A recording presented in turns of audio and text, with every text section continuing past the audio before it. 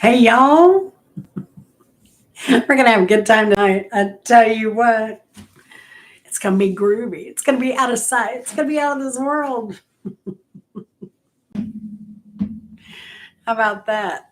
I hope y'all are having a good week. I do. I do. I'm having a good week. I'm getting caught up on things that are far behind. Uh, I'm. I've been getting shorts out that I filmed back in the first quarter of this year. I've caught up to the second quarter of this year. So that's a good thing. So I will be getting those travel videos out soon, very soon. But hey, we need to acknowledge today is Corey Feldman's birthday. You know, one of the greatest musicians around today. And to celebrate, if you go over to billboard.com, he's releasing a video. I believe it's kind of an AI time capsule of his career. So there's that going on. So that's interesting. And I guess one of the main stages at the big festival Tomorrowland is caught fire. So I don't know. Well, I'm sure they'll find a way to get that stage back on track quickly.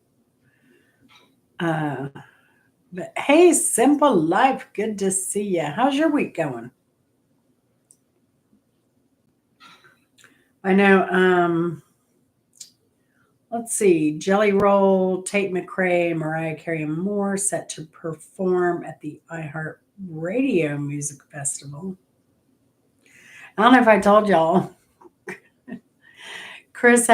He bought tickets to see Yes in October.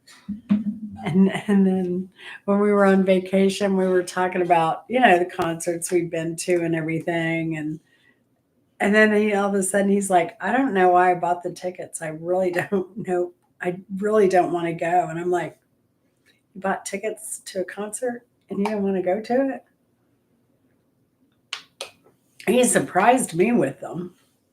Hey, Mike, how's it going? Because, we always laugh that we lost our hearing going to Yes. So I guess I'll be taking earbuds or at least some inserts there. At least some inserts. So, yeah, the Goo Goo Dolls are raising money for the Texas flood relief. How are you staying dry? Speaking of flooding, Mike, I haven't looked in detail at what's going on, but I know you're under threat of bad weather down there, which is terrible. Terrible, terrible. So if you need to get out of a flood, hit me up. I've got a room for you. Just let me know. What else is going on? Oh, Mike, do you ever watch, who is it? The Weatherman on YouTube? I think that's who it is. I learned about him. I think he used to or works at WESH. And I think I met him like years ago because I used to answer their after hours line when I worked for a telephone answering service. And I think I met him, Brian, maybe, because I was kind of close with the sportscaster there, and I think the sportscaster of that station is now Central Florida News. I think he is now a political commentator.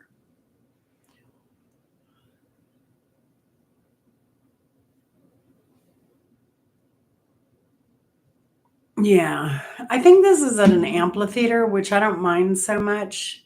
Uh, an amphitheater, I can kind of stay back around from the thick of things. I prefer that or assigned seating. I don't like general admission type stuff. Hey, Angela, how are you doing? Hey, Lori. Good to see you. How did you hear about us, Lori? We usually just hang out for a while uh, and wait for people to come in. But today's theme is space, like out of this world, groovy,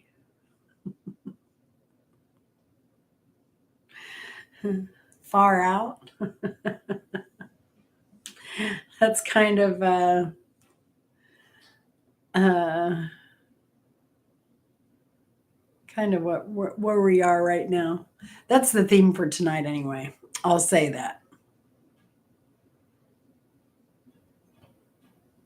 Oh, and a simple happy life. Okay, cool. Thanks, simple happy life. Rudy, how are you doing? Please pray for the vineyard chicks. Okay, Rudy.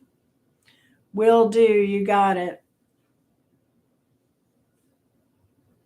Oh, your brother too. All right, certainly, Rudy. Certainly, Rudy. I hope everything goes well. I certainly do.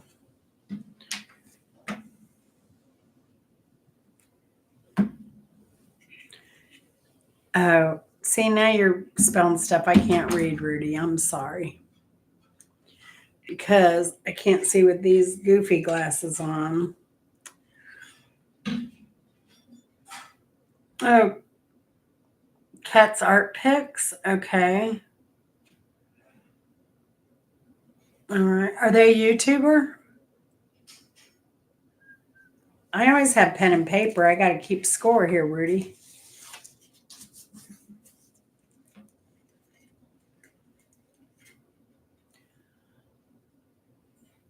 Yeah, I know you do, Mike.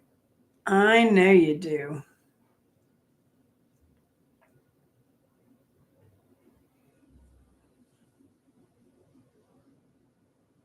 Oh, okay. All right. Thanks, Rudy. Thanks for letting us know. 100-day challenge. I don't do 100-day challenges, kind of Rudy. I live day to day. I'm that kind of girl. Uh, I am that kind of girl. Uh-huh. Yeah. At my age, you got to live day to day. It's the only way to live. I got to take these off. I can't see a darn thing. I need. I was sitting at the table tonight going, "Oh gosh, I really need that surgery." Oh, it's amazing how quickly I just lost my sight so quickly. I know, simple life. It is. It is. It is. Hmm.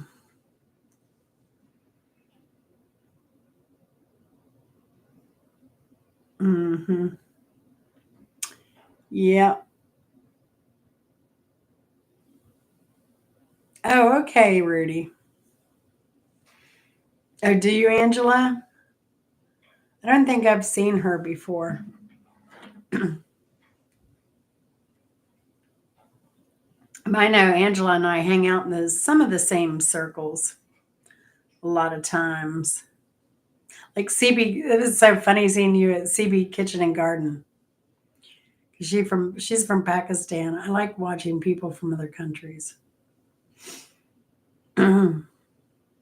So instead of just doing stuff that was all just space stuff, I did a combo of weather, space, out of this world, out of the planet. Hey, Mrs. Hopkins, how are you doing? So, what are you doing for Mama B's birthday on Friday? Lori, you're so funny. You're so funny. Uh, I've seen Rudy around late night, and I'm trying to get better with my hours. I've just been sleeping so much. Today I woke up at, well, I sat up at 12:21. I was up about 15 minutes before that. Not long though.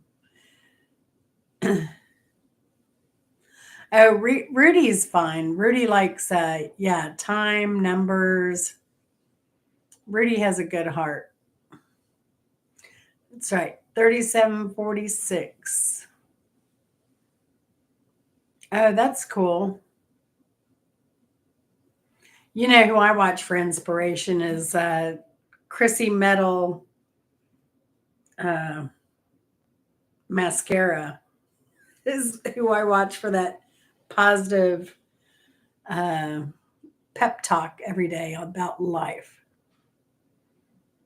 I don't, Angela. Do you?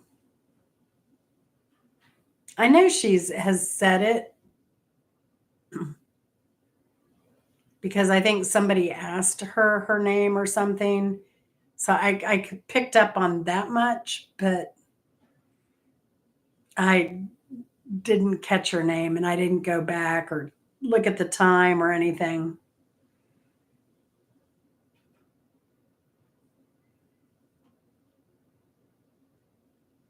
But it looks like on CB Kitchen and Garden that they're kind of become a family thing, which is cool.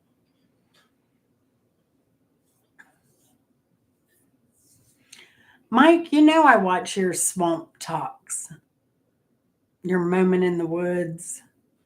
I love those deer. The lizard track in the sand was awesome this week. All the tracks you pointed out, I love tracks. I think that's about what time I went to bed, Angela. I've been working crazy hours again. Jim was a kid in year 46. I wish,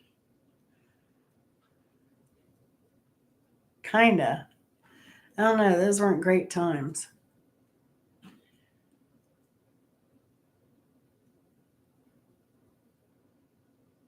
Oh, wow, Mrs. Hopkins.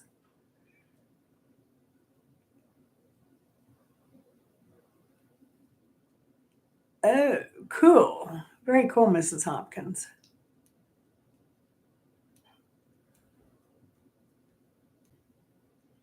Jen turned 2 in year 40. I turned 2 in year 65. I know, Angela. We should do like a translate, Google Translate into what they speak. Urdu? What is the language in Pakistan? Come on.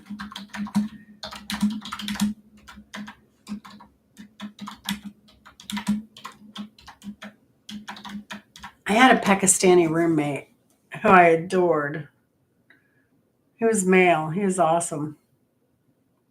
Punjabi, Pashto, Sindhi, Sariki, Urdu, Balochi, Hindko, Brahwa. I think she speaks Urdu though.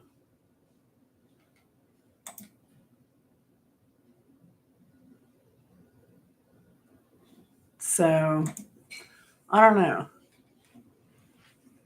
Having been around Urdu. Yeah. Yeah, I do too, Angela. And the countryside there. It was so funny though when they went up to that mountain spring and they were all drinking out of the water and like, that stuff was going down and then there were people below them drinking water. So, they were like swapping spit. Ugh. That was so gross though.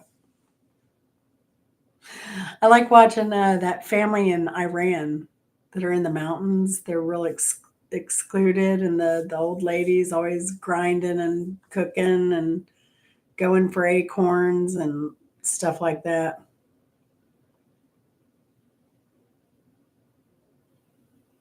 That's funny, Mike. Yeah, my former roommate, he came here, I guess, on a work visa because he was a programmer. He was like 21 years old and brilliant. Um, he ended up he was making over $120,000 a year in 97, 98 ish, 96 ish. When did we live together? 95, 96, maybe. And he was young. It was crazy. But he was super smart. And then he lives in Rhode Island. He was working for Harvard for a while. I think now he just photographs bands, local bands. Is what he kind of does. But what was funny about him was he he had such a grasp of American humor and culture and even older stuff. He kind of reminded me about like Chris, but he was younger. He was a lot younger. Um, but he was funny. Uh, but yeah, I'd love to see him again. He was so fun. My dad adored him. My dad was like, he's one of the funniest people I have ever met in my life. And he hardly had an accent. That's a crazy guy that he would say my people, but he would be talking about Mexicans. If we were in a Mexican centric area, if we were around a lot of black people, he'd go my people. Like he was always saying my people because he passed for everything. Because he looked like a light skinned black man, he looked like a Latino. He because he hardly had any hair, so he kind of had that bald thing going on, big round head. He was so cute. He was so funny. All right. Well, I've yacked enough. It's 8:15, so hopefully everybody who is going to play is here. Let's get started. Uh, question number 1. Now remember, this is could have clouds, moon, stars, sun, black holes, Polaris, nebulas, horsehead, whatever. Thank you, Rudy. Thank you for the timestamp. Uh, and Question 1. This song by Crosby, Stills, Nash and Young is also the name of a 60s concert. The song by Crosby, Stills, Nash and Young is also the name of a 60s concert.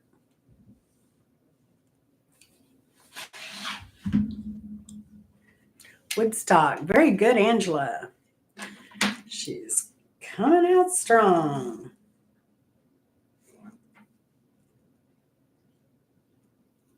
They say, we are stardust. We are golden. Hey, Hunter. How are you doing, hun?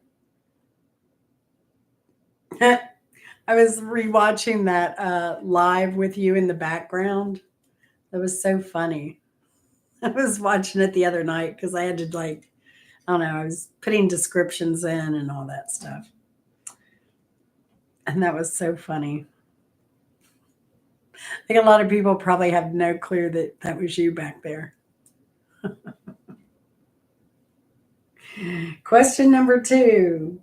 This song was included in last week's show for the word I. This week for a celestial reference. This song was included. Oh, I can say it was a Dean Martin song. This Dean Martin song was included in last week's show for the word I. This week for a celestial reference. Oh, that's right. A Simple Life. I meant to tell him to go and look at your short. And when you look through it, Hunter, just look through her shorts. You'll know it when you see it. I did. It was perfect. It was perfect.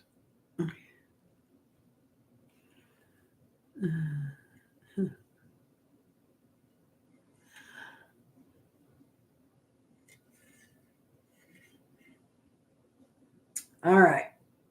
So no answers. No answers. So that was That's Amore with Dean Martin. Oh, when the moon hits your eyes like a big pizza pie, that's amore. So, number 3. This band's Red Octopus album went double platinum in 1975.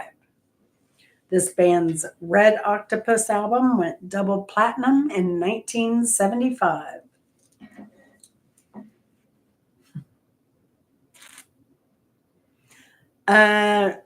The other band name, Mike. I know it's like, when were they this and when were they that? Because on this one, I'm just going for the band name here. There you go. Hey, Burt Reynolds' mama.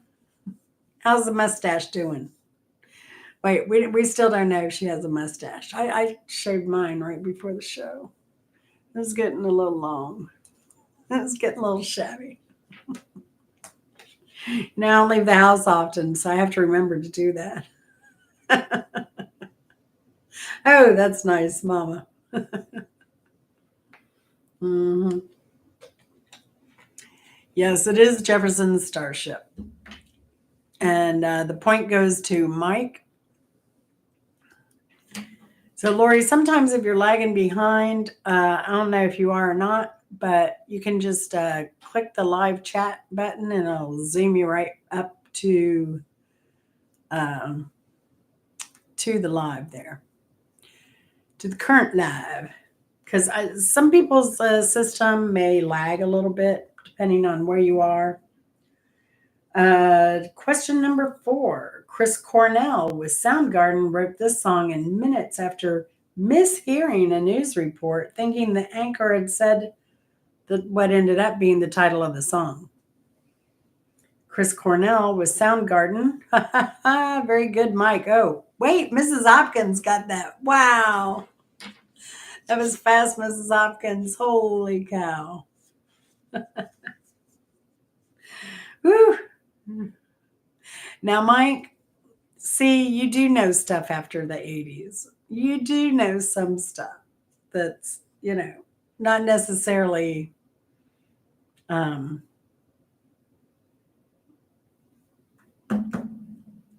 what metal. Metal is your thing. Oh, really, Mrs. Hopkins? Oh, gosh. All right.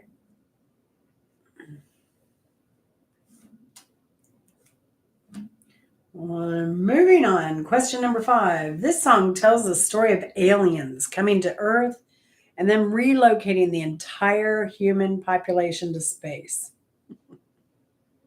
The rest of the album continues basically with this narrative. This song, and it's from the, I'm going to have to look it up.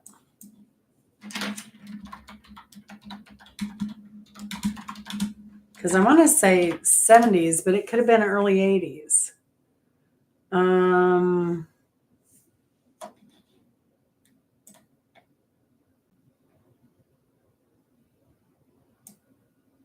1979.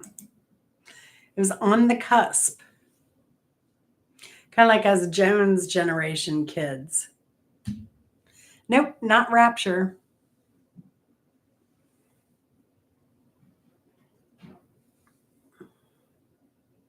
So what do y'all think about this, like subdividing the generation things? Like, I'm not a boomer anymore. Now I'm I'm a Jones. I'm in the Jones generation. We're jonesing for our childhood back is what we want. I mean, look at me. That's what I want. I want my childhood back. No, but that's a good song, Mike. That is a great song. No, it was Billy Thorpe, Children of the Sun. Billy Thorpe, Children of the Sun. Yes. All right. Number 6. Okay, so now we're going, this is going to be a lyric question. That's right, Angela. Jonesing for excitement. We're jonesing for all that, you know, all those good times. Mhm. Yep. All right, here we go. This is a lyric question. So as soon as you know it, put in the answer. The fireball that we rode was moving, but now we've got a new machine. Yeah, yeah, yeah, yeah, the freak said.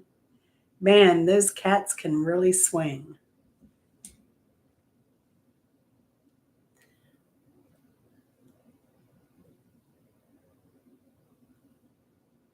Ah, crickets. Crickets.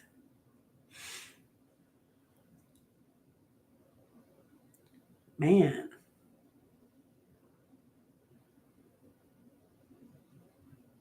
No. It's by Deep Purple. There's a clue. The fireball that we rode was moving, but now we've got a new machine. Yeah, yeah, yeah, the freak said. Man, those cats can really swing. By Deep Purple, that would be Space Truckin'.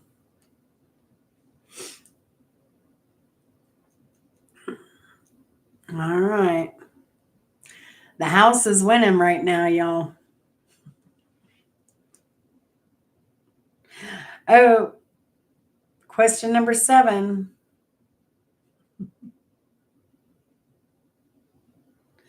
I know. And if I had any Loverboy questions, he would know those too.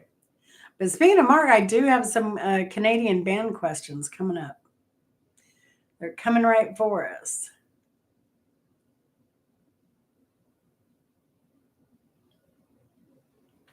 Absolutely. I love big band stuff, Angela. I love big band stuff. Question number 7.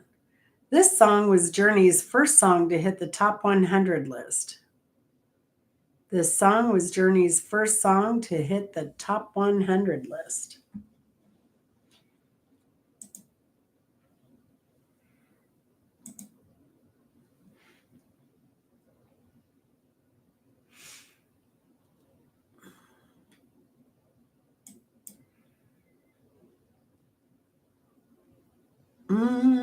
It's so quiet. Uh,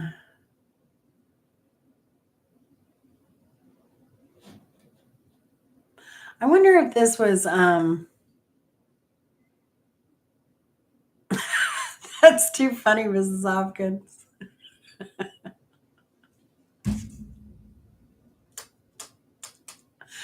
Uh,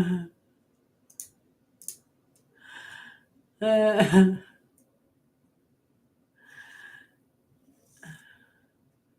so what year did you quit listening to rock, Lori?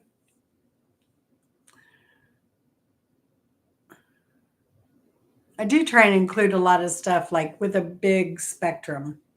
But if I know my audience and kind of what they listen to, I can kind of gear stuff towards them a little bit in my questions. Oh, mid 70s. See, that's about the time it was cut off for me. But then I started listening to it again in my late teens. Yeah, and I don't what song do you think he hit the highest notes in, Mike? What would your estimate? Oh, Simple Life got it. Oh wait, Angela Critter's got it. Way back. How did I miss that? Wheel in the Sky. Jeez, oh Pete.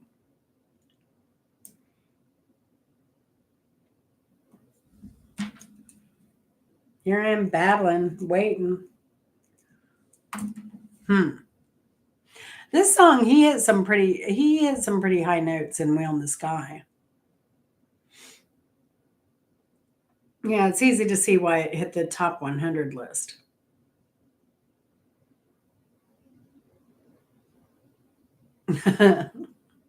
I know. I say, well, singing is really good for you as you age too, because it's good for your pulmonary system and everything. I really should do it more.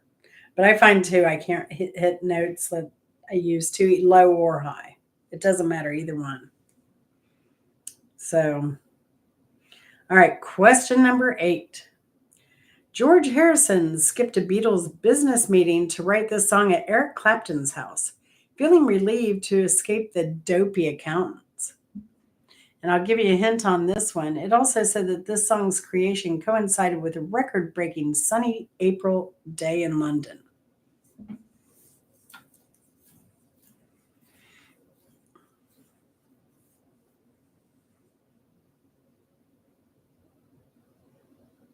Oh, just videotape her, Mrs. Hopkins.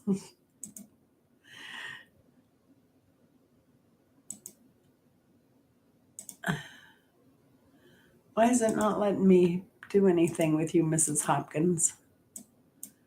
That's weird. Oh, there it is.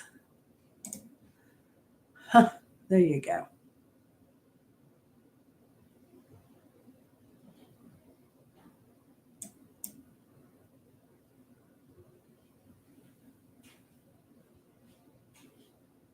The party's over had high notes. Yeah, I haven't heard that in years either.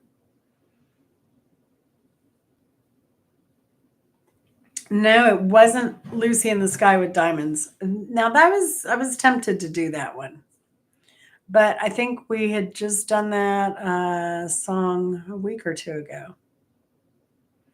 No, it was Here Comes the Sun,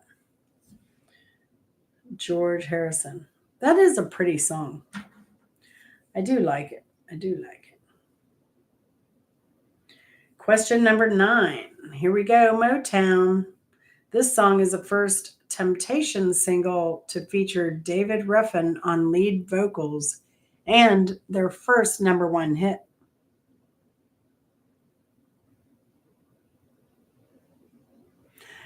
I've been battling my phone. I've got, you know what it is with my Samsung? Because I know you have one too, Angela. It's like my charger needs to be flipped around and at a weird angle. And sometimes, even if I prop my phone up, it'll charge. But I've taken it into the repair shop and they've taken a cord and they're like jiggling it and they're like, no, see, it's fine. It's not fine. And even in my car, sometimes it wigs out and it just has to be a certain way. But I don't know what it is, if it's my plugs or what. Yes, Lori, congratulations. You are on the board. We have Angela with 2, Mrs. Hopkins with 1, and Lori with 1. Ooh, the girls are like rocking it this week. Rocking it.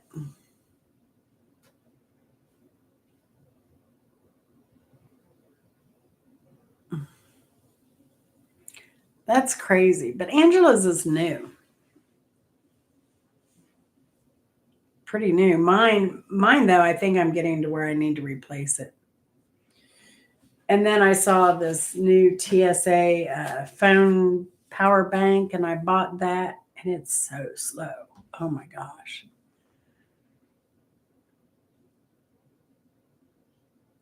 Let's see.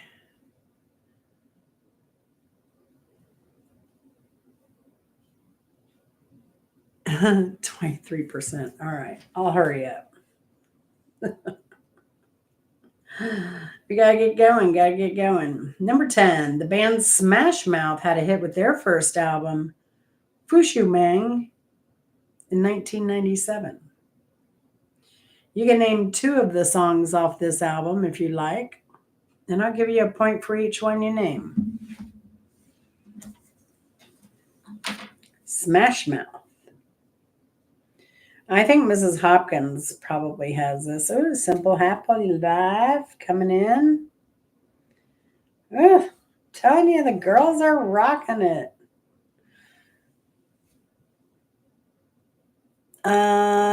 It's not Rockstar.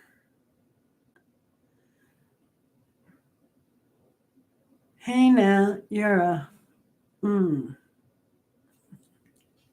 close, Mrs. Hopkins.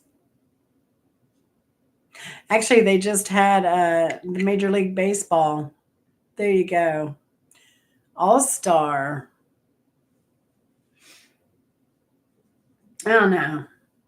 I feel like I should give that to Miss Hopkins too, though, and Simple Life. So that would bring Angela to 2, Mrs. Hopkins to 2, Lori to 1, Simple to 2. Yes. Yeah. Who's that other band, the Dave Navarro band? Uh,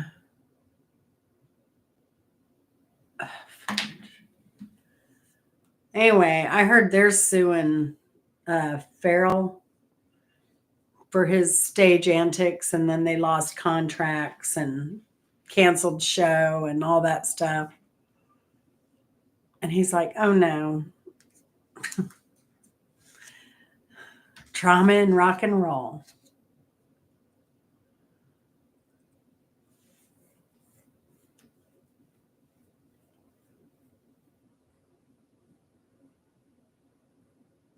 Chili Peppers. I like both of those bands. And the Temptations. I like them all. I do.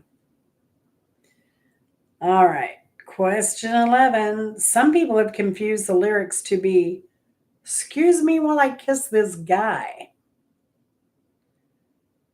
Name the song. Some people have confused the lyrics to be, excuse me while I kiss this guy. What's the song, Angela?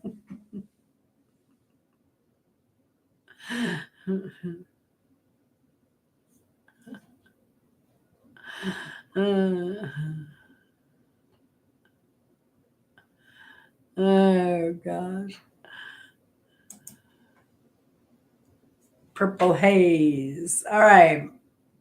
Mike's on the board. We got you, Mike. All right. Okay, here's a good one. Now, I think Mrs. Hopkins may know this one. I don't know if I've ever discussed it on trivia or not, but I know I have on Bimbo Barbarella's show. This song, no, sorry, number 12, the first rap song played on MTV. The first rap song played on MTV.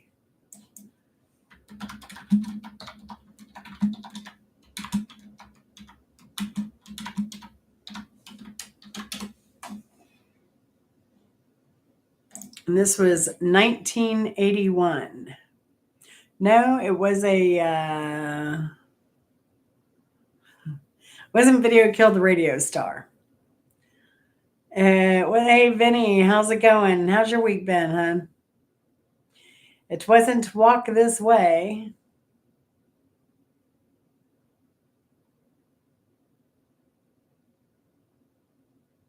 Oh, Mrs. Hopkins saying it's by the Buggles. Nope.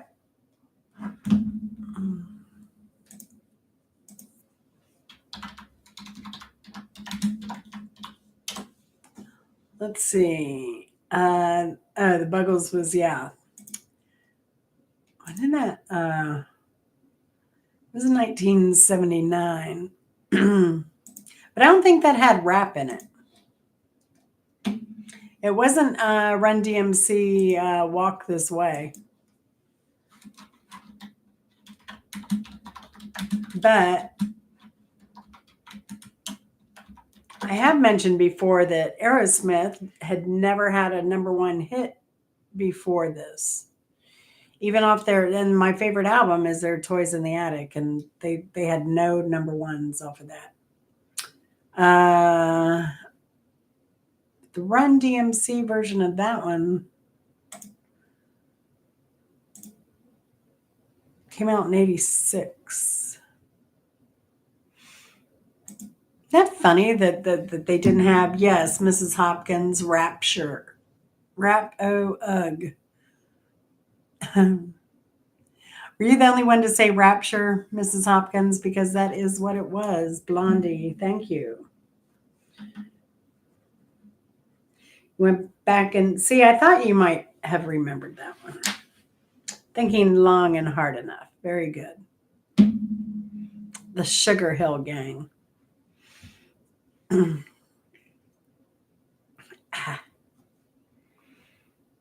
Straight out of Compton. Oh, yeah. I mean, but it is hard to believe. It was Blondie Rapture. So, number 13. Mrs. Hopkins may get this one too. This song by TLC. Blah, blah, blah. Let me start over on that one. Well, if you listen to pop, it was terrible. If you listen to disco, it was awesome. And I loved disco. I did. Yeah. Oh gosh.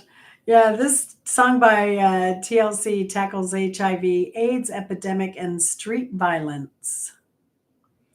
The song by TLC tackles HIV/AIDS epidemic and street violence.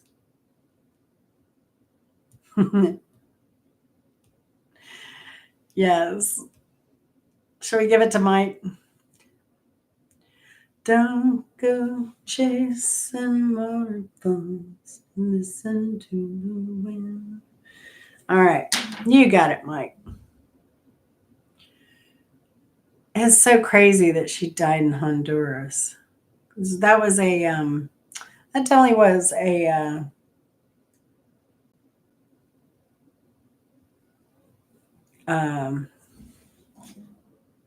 unfortunate experience. There was a bit of information I came across last night.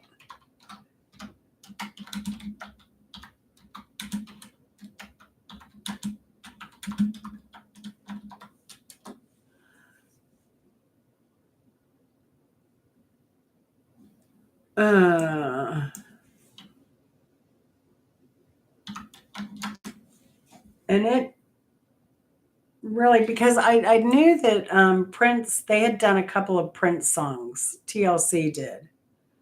But he also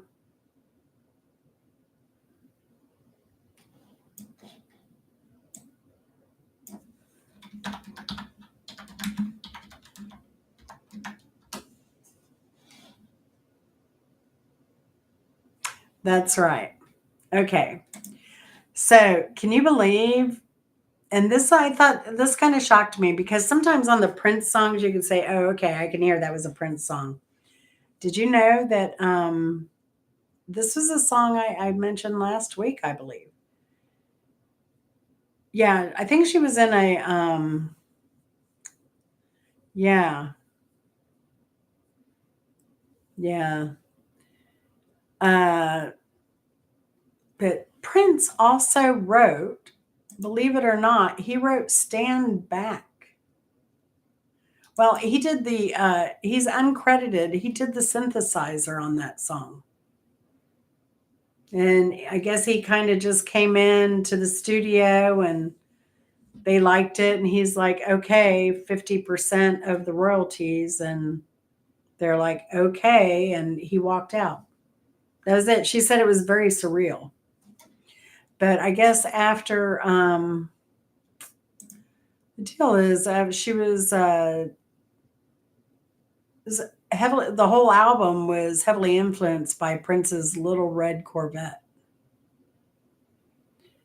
And she wrote Stand Back, but he came in and did his sound with, yeah, to Stand Back, Stand Back. Oh, I like rap and R&B. I like the early rap and I like R&B. I like those slow jams and the dancing stuff and the old school stuff. There isn't much I don't like. I mean, I like Zydeco, I like polka. It's basically the same thing. And mariachi. So I like it all. Tejano, I'll take it. All right, here we go. It's another lyrics question. Who sang "Let the children lose it, let the children use it, let all the children boogie"? I like reggae too, especially when I lived at the beach in Melbourne. There used to be a band frequently at the Holiday Inn, and you could go and they were set up outside on the deck, and I would take my little brother at the time. Uh, uh, gosh, I was 20, maybe. I was 20. My little brother was like kindergarten. And my stepmother was in college. So I would take him and we'd just, go off and he'd be my dance partner, my little brother. It was great. It was great. Yeah, I love reggae. I like it all, Mike. That's my problem. I like, I like classical and I like several genres of classical, whether it be Baroque. I like Gregorian chants. You know, I like it all. It's hard. Journey, love Journey, Lover Boy. I do. I do. What can I say? I mean, there's some stuff that gets a little sappy that, you know, that is silly, but, you know, other than that. And that stupid song that Vinny made me listen to, right, Mrs. Hopkins or Mrs. Simple Life, right? We can all blame Vinny for that song because I know she heard it, and we may have been the only ones.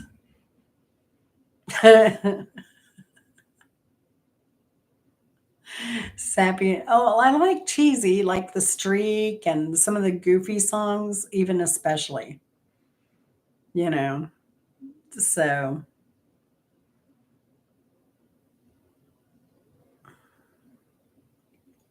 yeah, Gregorian chants I find very relaxing. Sorry, Simple Life. I didn't mean to laugh. Mm, sorry. That was not nice of me, and I apologize. But I don't know if you were joking.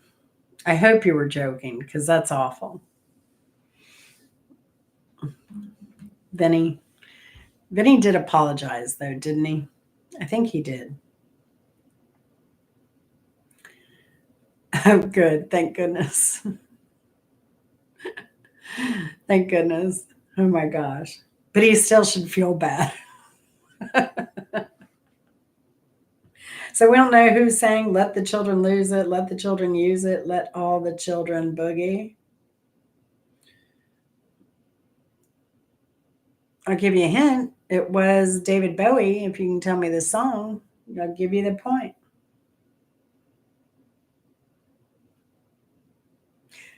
I thought I was going to beat the group this week, but y'all kind of pulling through here at the last minute. That would have been David Bowie's Starman. I can't believe. Am I missing answers? Are y'all just taking potty breaks? All right, number 15. Here we go. This is a Canadian band. The song Armageddon by Prism mentions a full moon over which city? Song Armageddon by Prism mentions a full moon over which U.S. city?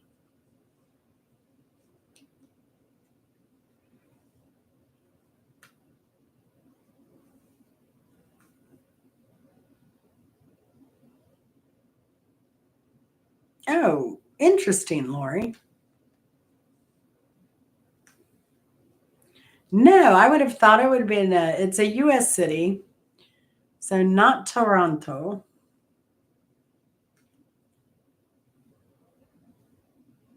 Now, there's a song also, Armageddon by Prism. And Prism really, I liked them as a band very, very much. Their problem was they signed with a company that then went bankrupt. So they were kind of out. But one of the this whole album of Prism Armageddon is really good, in my opinion. And I think it was surprisingly Brian Adams did a lot of the writing on it. But I think it was a little bit edgier than the later Brian Adams stuff. So um, it also had,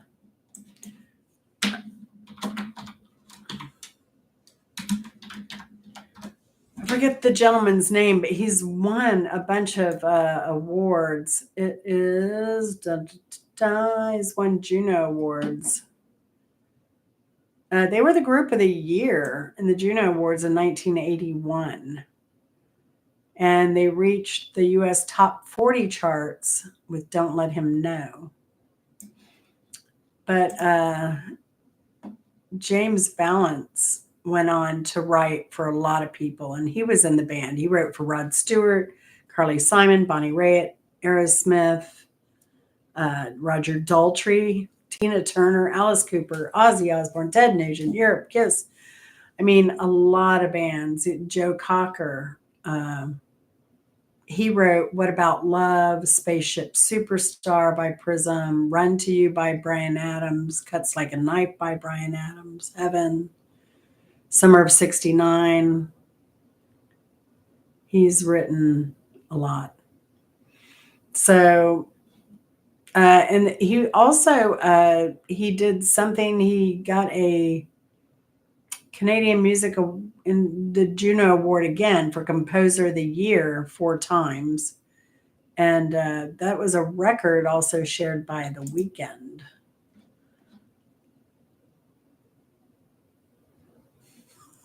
Yes, that was the name of my character at Bimbo's, Prism. That crazy goth girl. I still have that darn t-shirt. I don't know if y'all could even see what that t-shirt said. It said, nonconformist, free thinker, wild woman.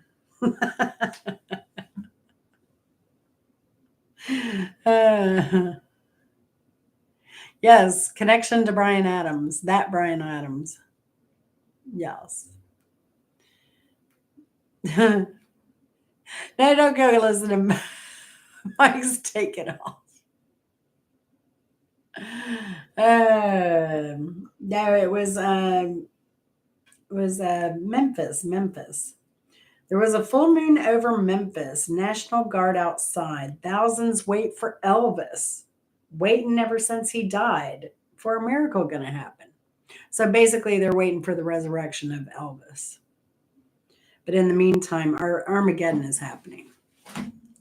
It's a great song. All right, question number 16. Rolling Stones sang Hey You What? The Rolling Stones sang Hey You What? Who has the fastest fingers?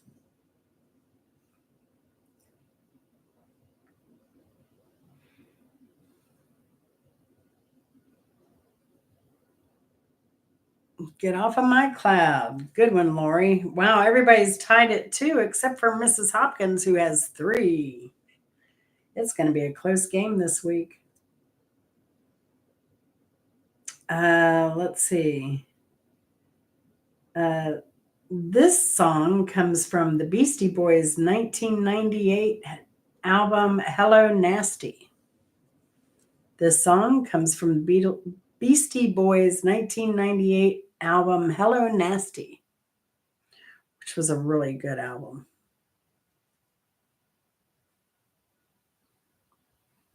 Now, Mike, did you like the Beastie Boys at all?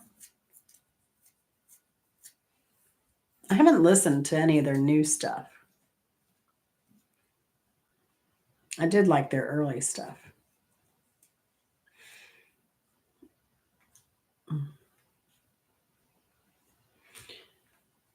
I want to go back down to Jacksonville and see River City Sound System.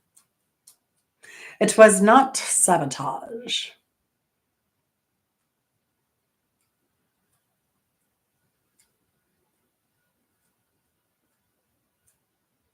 When you think of the show theme, intergalactic. Thank you, Mrs. Hopkins. There you go. She's keeping her edge. All right. Frank Sinatra crooned about some planets in this song. Frank Sinatra crooned about some planets in this song.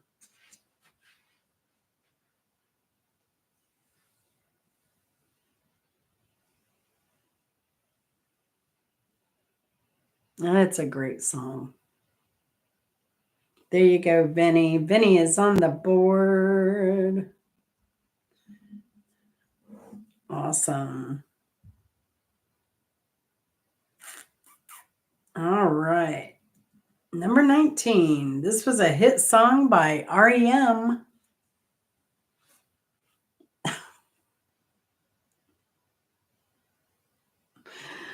All right, Mike.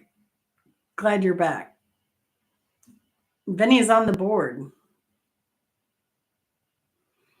Do you know the answer, Lori? Oh. No, Hike with Mike. And it wasn't Losing My Religion.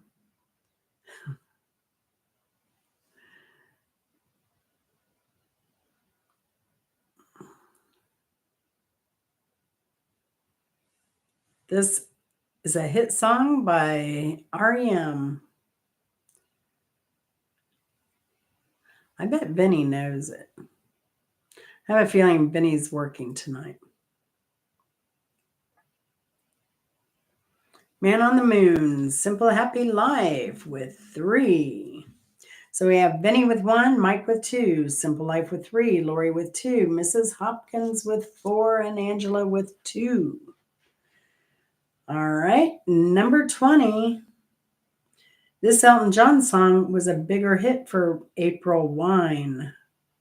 April Wine, also a Canadian band.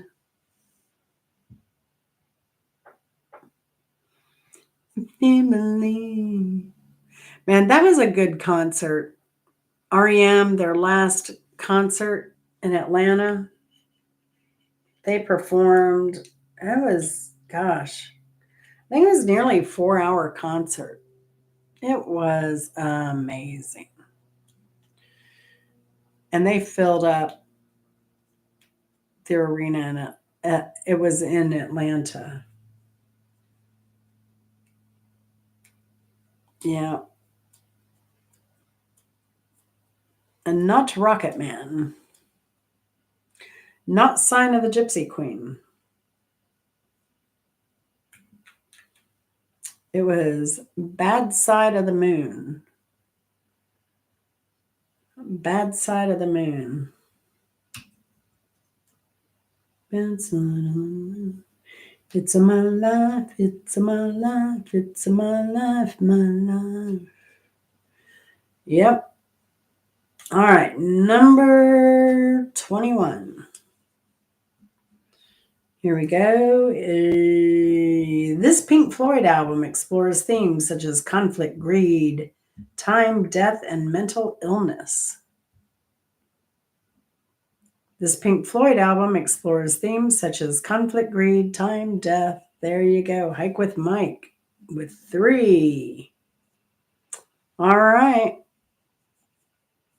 Now, Vinny, since you're working, right, and you only got 1 point, I mean, you'd be on the low rung. I think we should give you a bonus point while you're here, just, to bring you up a notch because, we just can't have you in last place, Vinny.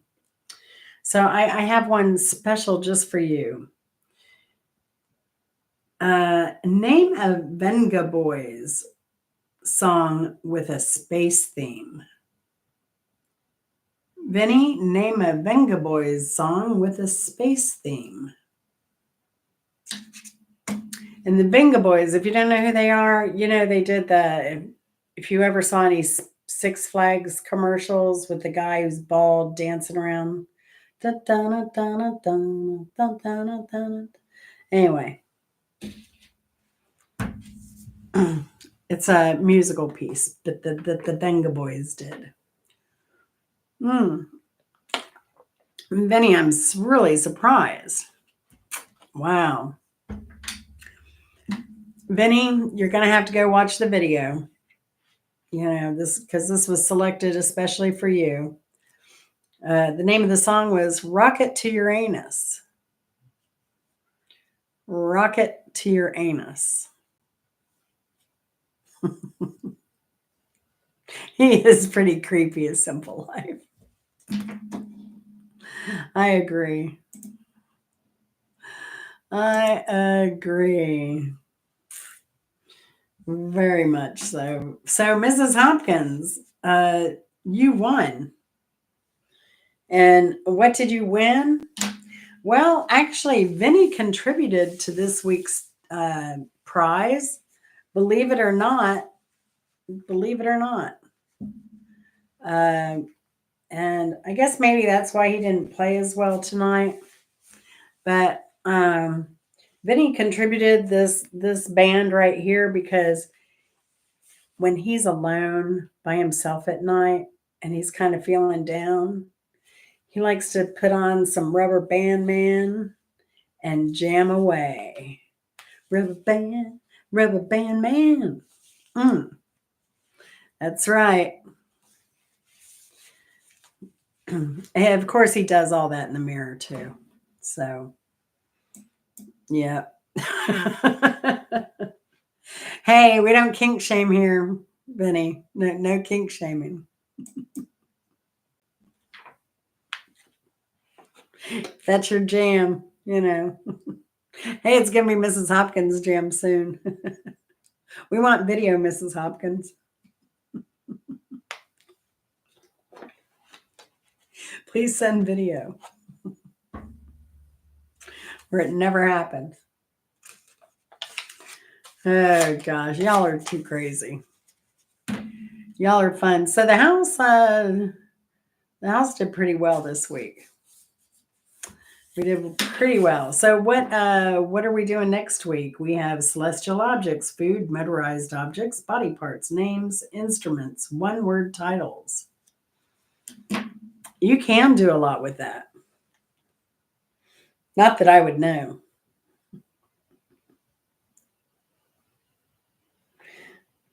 So I have a story. I don't know if I should tell it.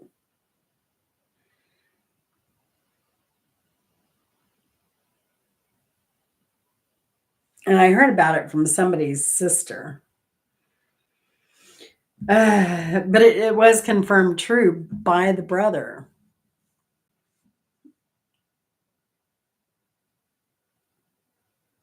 Oh, that's true. Well, you don't have to. Oh, that's true.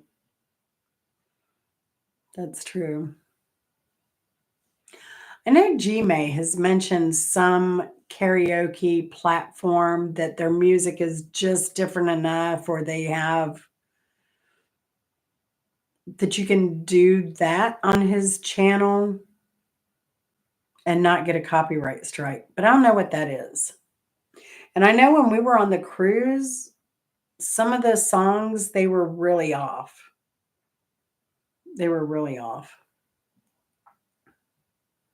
Song titles that are questions like, do you love me? Do you love me? Do you need me? That's a good one. That might be hard. Mm, that might be a hard one.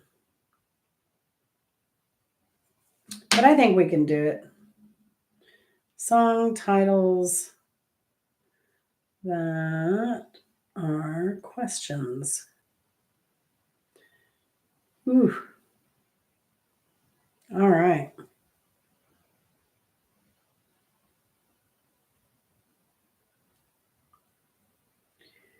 All right. So, should I tell the story about my friend? Now that I can dance.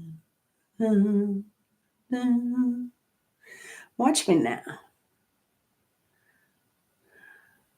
Songs that mention famous people. Oh, that's a good one too. Should add that. Hey, what happened here?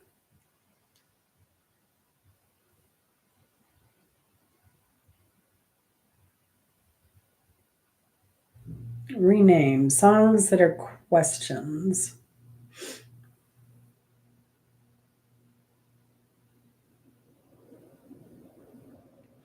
And then I will add songs that mention famous people.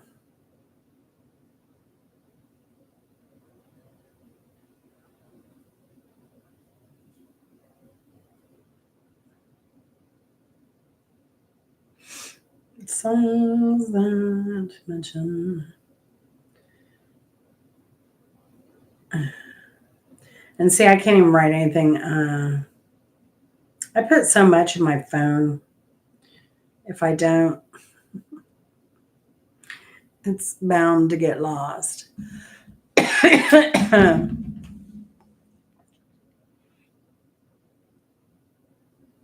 Oh. Mm-hmm. Interesting. So, does anyone have any excellent plans coming up for the summer before it's over?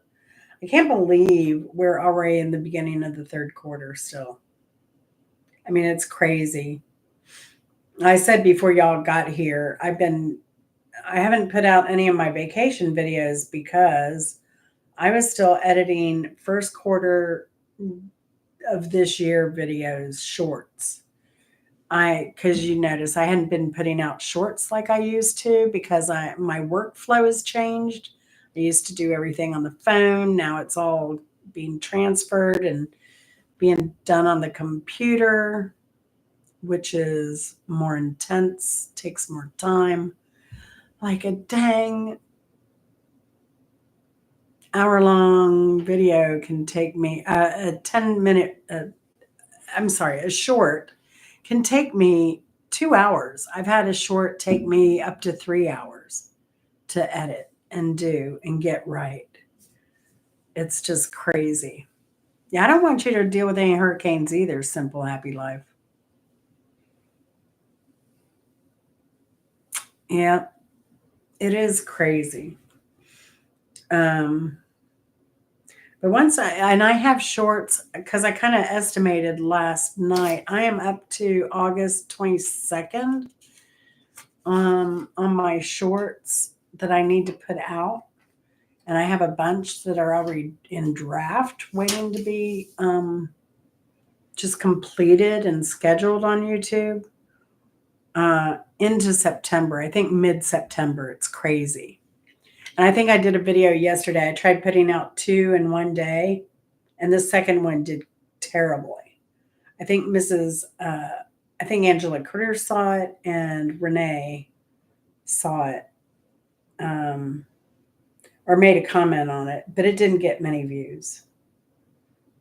So I'm trying to just do one a day. So you'll see an Easter short in like August or September for what we did for Easter dinner. More outdoor Christmas DIYs. Yeah.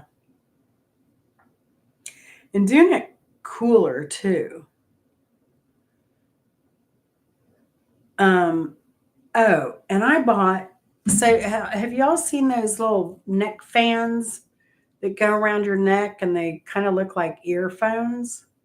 They were on sale, Amazon Prime, and I went outside at high heat. It was like 3 o'clock in the afternoon, sun beating down, and I put that thing around my neck on high. Now, the only thing is you have to wear your hair back or your hair gets caught up in the fans. Um, this one was pretty light, Lori. I was pretty shocked. Um, it's not the one with the two like fans that are blowing. It's a little bit more streamlined. I don't know, but Chris is on the table over there. But I put that thing on and I went out and I was outside for probably a good 45 minutes. And I came in. The only place that was sweating on me was where the hat was around my forehead. But I was so super cool. It was awesome. Yeah, I'll show you. I'll show you. Let me get the one I got. I forget the name of it. No, I have the box right here.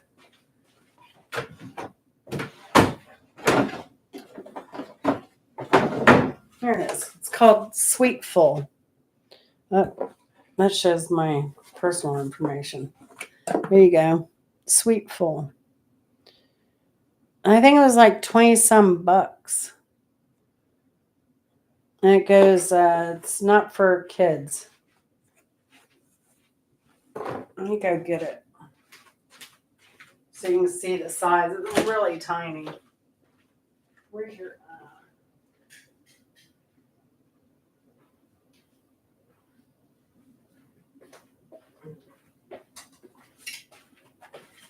I think it says the weight on there. Oops. But for being out in the garden, this thing was so nice. This is the. Now, it is a little loud for me. Hey, Eddie, how's it going? Or you could just move to Columbia where Eddie is and be cool all the time. But it puts air all the way around the whole place. So it is pretty cool. It is. Let's go see if it gave a weight. Let's see a weight.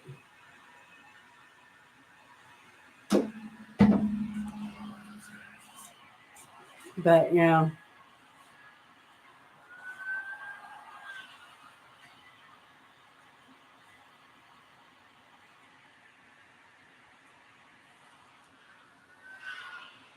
I do like it. But I can believe because I know it was super hot and I'm it was humid too because yesterday we had a quick downpour. So, Georgia gets like 70% humidity. Oh my gosh, just stop. My hair's a mess. Look at the gray. My gray's coming in faster, y'all.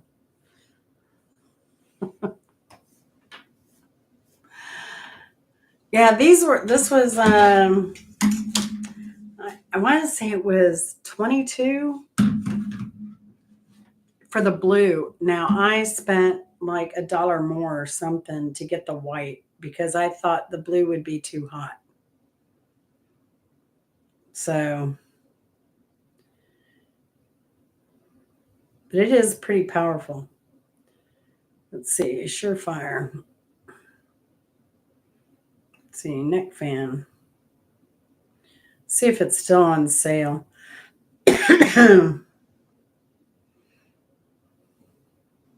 And they're all like 26, 29. Oh, this one's showing 27. There's one for 22.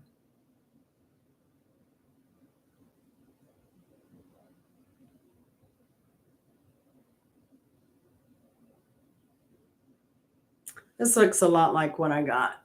And it was the Amazon choice.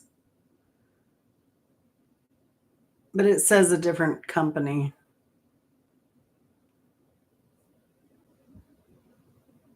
And the blue is 23, but the black graffiti is 27. Yeah, the different colors are more expensive, but the blue was the cheapest. So that's a lifesaver. Or like I said, you can just move to Columbia with Eddie. He'll help you out. So oh no world wars, Rudy. Hey, hot mess Missy. How are you doing? Good to see you, girl. Thanks. Thanks, Missy. I know. Well, I don't know. Mine's peppered. My friend Lisa used to get hers just kind of highlighted, so it all kind of blended in. But I don't know. What are you making for dinner tonight, Missy?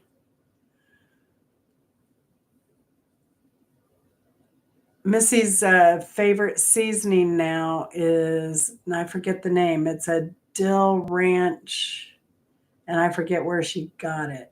Was it a dill ranch? She put it in chicken salad. No, no. She left. She's come and gone. Come and gone.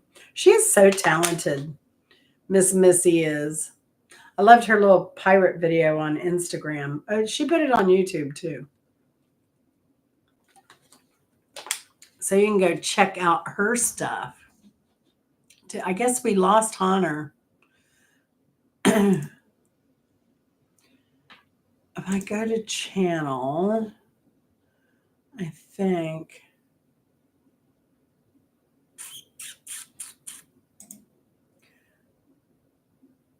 Did they take it down? Pirate Car Dwellers. Yes. That's a good one. I've heard that YouTube's getting crazy about putting links in. I don't know. I just thought it was other people's links, not YouTube links. Yum. Just had Sonic and sampled a jalapeno ranch. Ooh. Jalapeno ranch. That sounds good. I put the ranch seasoning on my popcorn. I love it. I haven't had it in a while because I'd been putting Angela Critters turned me on to that caramelized onion butter sprinkle, and that's really good on popcorn.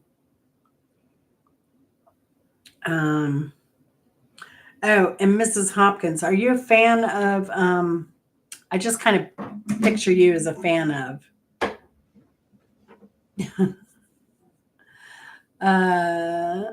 Are you a fan of Corey Feldman?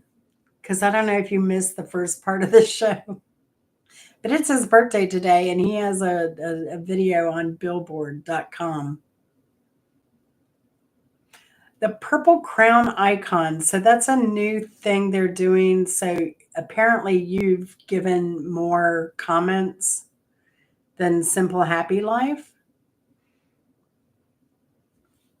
And then there's probably somebody with a 3, and somewhere you're allowed to turn it off. Angela was number 3. So I guess it's your top 1, 2, and 3 commenters on the channel. So that's my understanding of this craziness. Because Rudy was 1, Angela was 2, then Mrs. Hopkins was 3. So the more you comment, the more you have. Yeah, for me, it's not super chats because I'm not there yet. I'm going to be one of those. Oh yeah, Mrs. Hopkins. But have you watched any? I asked Chris if he'd watched any recent Corey Feldman concerts, live performances. They're really, really bad, unfortunately. But if you like train wrecks, you will love a Corey Feldman live concert.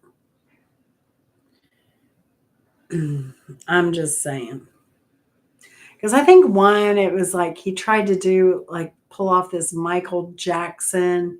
It was his show, no mention of Michael Jackson, but he was dressed like him in the black leather and he was trying to do the moonwalk and Michael Jackson moves, with the hat. And it was bizarre. But the one he's doing today is kind of like I don't know if it's, I read briefly right before I came on live that it was supposed to be AI, and it's a Beatles inspo, but I don't know where the Beatles came into it, unless he's doing Beatles songs, but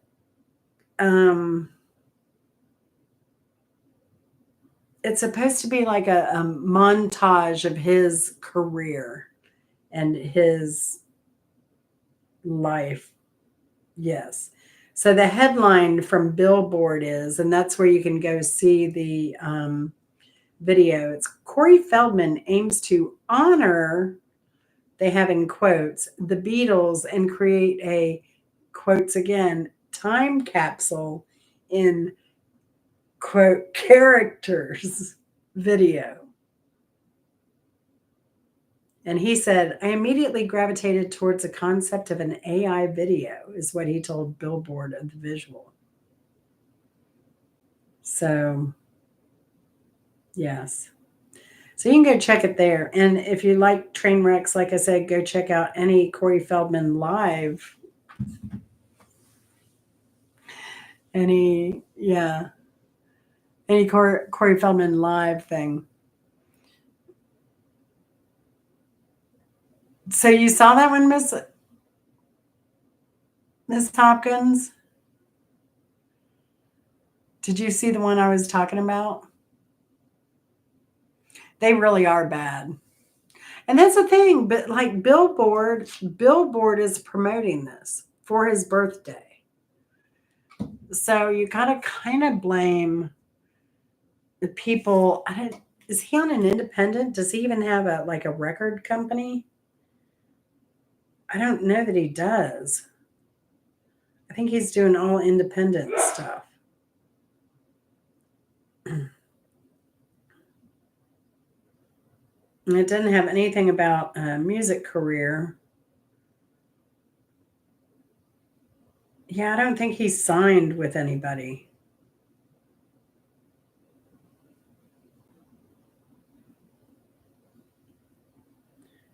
But he has still searching for soul and technology analogy. So, and no music awards on Wikipedia. Yeah, I don't know what it is, Mrs. Hopkins.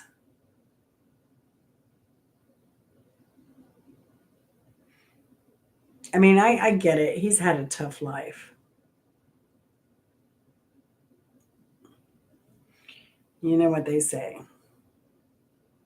Till you walked a mile in somebody else's shoe. High number of subscribers. They want to earn them. Oh, yeah, I won't earn mine on my own. I would never pay for my subs. And, I've been doing this for how long now?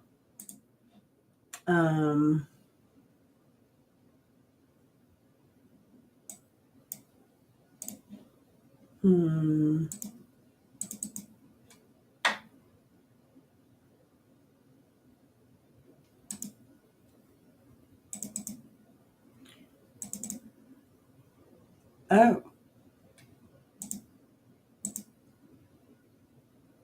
Yeah, so 2022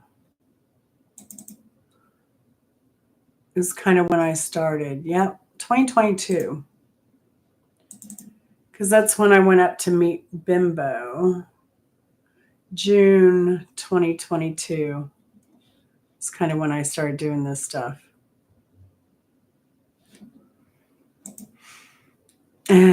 And so, yeah, but I wasn't doing lives so much. And then when the shorts came, you can get a lot of subs through shorts.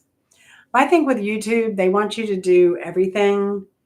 You can get subs through shorts, you can get watch hours through doing lives, and you can get watch hours, views, and subs from doing long form videos. And since they offer all of those, they kind of have an incentive to, I don't know. I kind of feel the algorithm is trying to make you do that, all three of them.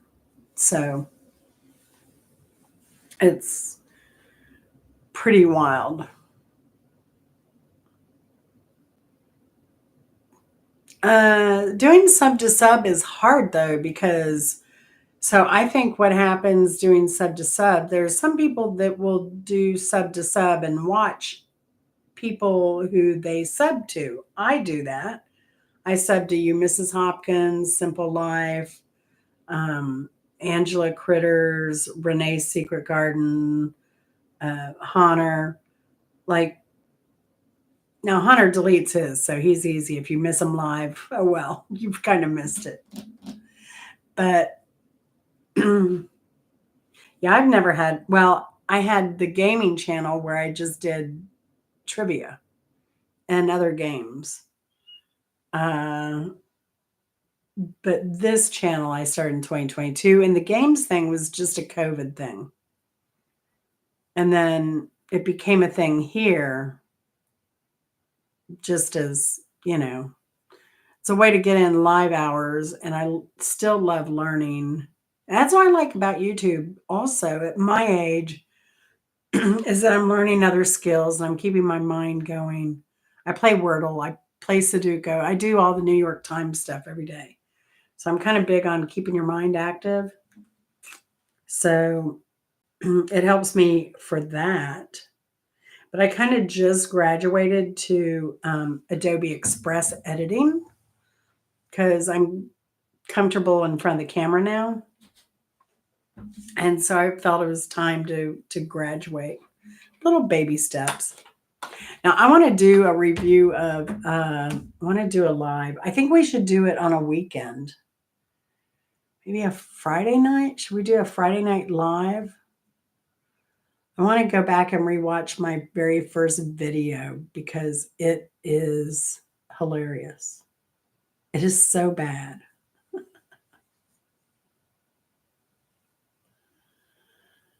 Yeah, Simple Happy Life.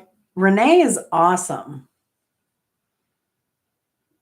Eddie agrees with Lori. If you buy subs, those people want to hang around. Yeah. I don't want bot subs. I don't want bot friends. I don't want bot subs. I want to grow organically because, too, like, I think a phenomenon, I don't know if it's just me, but I think other people would have similar situations. Mrs. Hopkins goes live, but I don't have trolls. I don't have people that come in here and do a lot of harassing, maybe because they see all of you as mods. I've got an army of mods and no trolls. But I don't know. Well, and I don't agree with the bashing other creators either.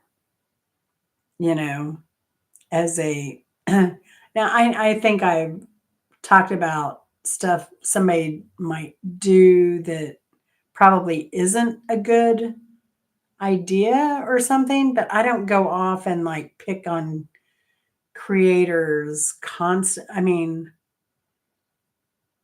I think, oh, I did a video about a recipe that I did, and the guy never did change that recipe, but it was wrong. And I reached out to him and I'm like, what is it? Your video says one thing, your recipe says another. He never responded. So I kind of did a oops. And I didn't realize it until I was in the middle of the video. So I just made a video of that and saying the recipe is wrong. I don't know what it is, um, but I don't make it a habit to rag on anybody. Life's too short. That's what I said. I said that to Hot Mess Missy the other night. We were texting back and forth. And I told her, life's too short to be upset or mad or whatever at people. Like, I got better things to do. How's your week going, James? Good to see you. Good to see you.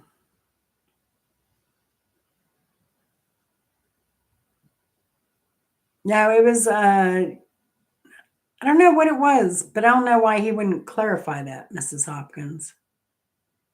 You know,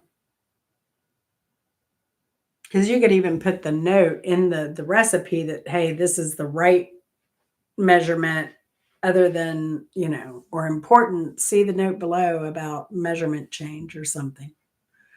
I don't know. It was weird. Kind of crazy. Why is it busy with people on vacation, James? I was wondering the how the tourist industry would be hit right now this summer.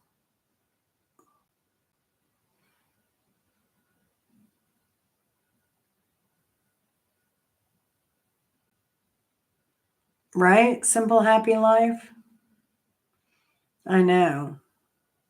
I know, because when I first got into lives, I found myself, well, yeah, I found myself in a group that I wasn't comfortable in.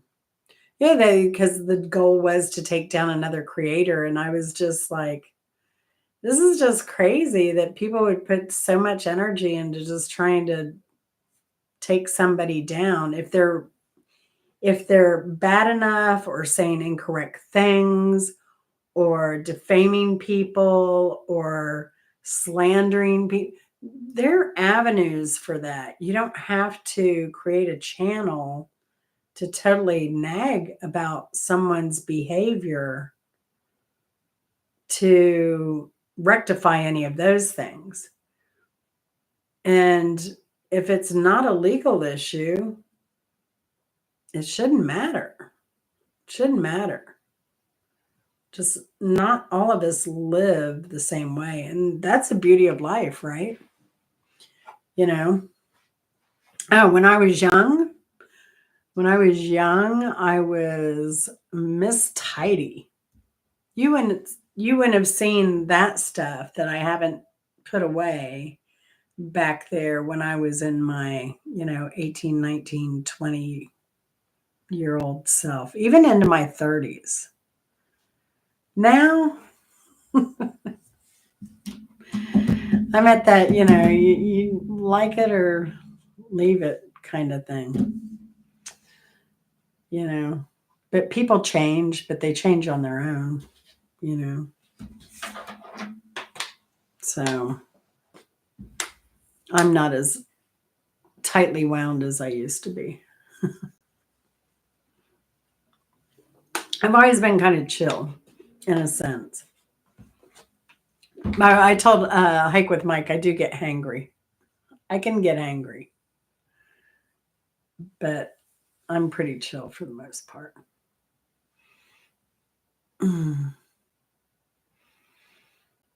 Yeah, yeah. And I sympathize, like, because I know a lot of y'all some people came from chosen one community area of things. And I just feel like, and I understand the drama because some people, I think if you grow up in drama and chaos and uncertainty and kind of living day to day, I think that's comfort to a lot of people. Like a lot of people don't feel like they're alive unless the S is going down, if you get my meaning. You know, you got to be angry about something, you got to be mad about something.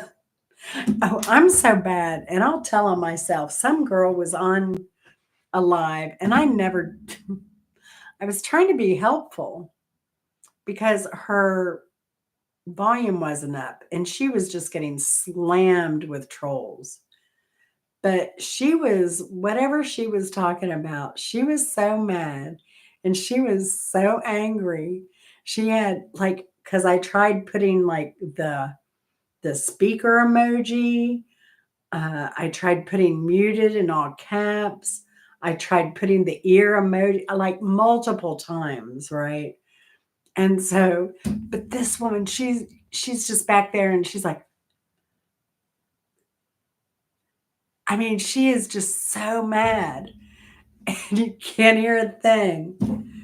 And so finally, I was just like, I'll interpret this for you and it put in emoji. And so I did the anger emoji and the little steaming snot out of the nose emoji and the cussing emoji. And then people were laughing and yeah.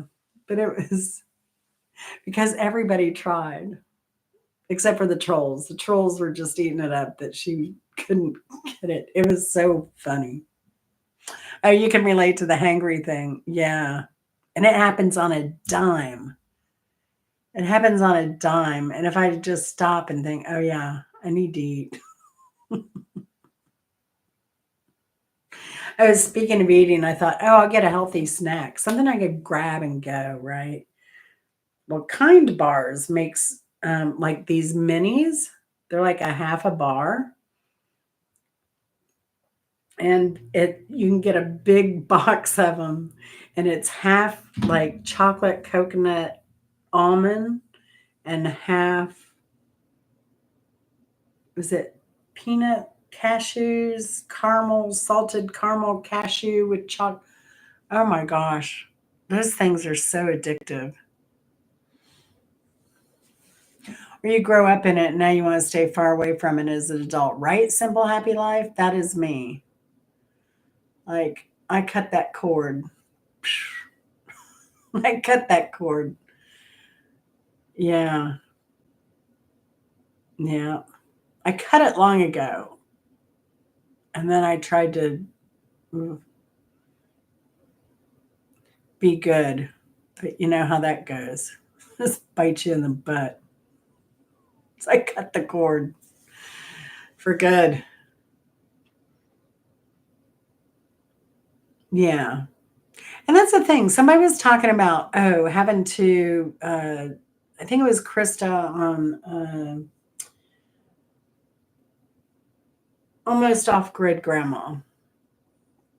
And she was talking about imperfection. But with YouTube, I find people can't, uh, I think younger people tend to, they like the perfect look, the girl who looks like she has it all together, and these high standards that none of us can live by. But the rest of us who have been through a few things, I'd say 30s and up, right? We know life isn't like that. And so I think we embrace imperfection. And that's why I don't like, even when I'm editing a video, I know I can take out something I said that was incorrect and I could do a voiceover, I could do something, but I'm happy to put, oh no, I gave you the wrong information. This is correct information. I'll do it in text. You know. Yeah, I should have simple happy life. I should. Mhm.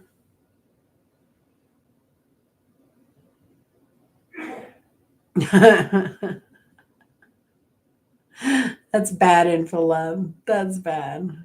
Sat one channel, every other word was a curse word. They were screaming. They were just hateful. Yeah. And if they did, it probably withers away after a period when people catch on to that behavior. And then I've also thought, okay, what if these people like this is part of the deal? Like their deal is to create drama um just to stay relevant. So if they're all cussing each other out and then making up and then they're friends again and then they're mad at each Yeah. So sometimes I've thought, like Chris or like Hunter, is it Fantasyland? Or people just, yeah, is it all an act? It's crazy. It's crazy. But still, I wouldn't want to act like that all the time and that be my thing. Now, with a Clowny, that's a whole different thing. Oh, speaking of Clowny, do y'all want to see? Do y'all want to see? Do y'all want to see the goods? Your bathroom just got flooded. Oh no. From rain or septic sewer? I know you're close to us. That's right, Lori. Unless we're hangry. But I can imagine doing that every day. I could not. All right, so nobody's wanting to see the Clowny thing? You don't want to see the goods on Clowny? They finally came through from Valverde. You know, I've been trying to get the Valverde goods on Clowny for a while. Well, you know, I went down, talked to Cooter, talked to Skeeter, talked to Hoover, went down to Florida. And finally, somebody came through with the evidence I was looking for. I'll be putting it out on a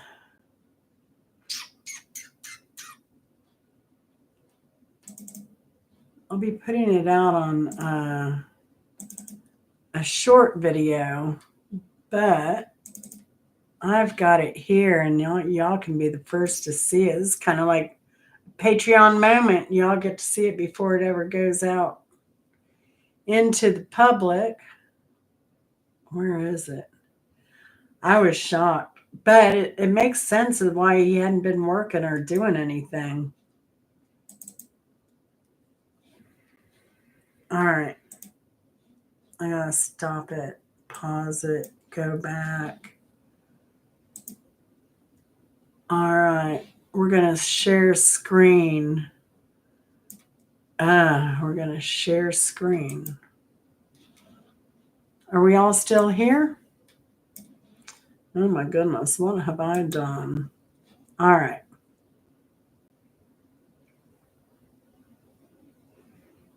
Oh, Simple Happy Life is out of here. All right. Oh, here we go. Good seeing you, Simple Happy Life. You take care. You have a good week. You have a good week. All right. So this is it. Y'all aren't going to believe this. Somebody went down to Valverde and got into some trouble.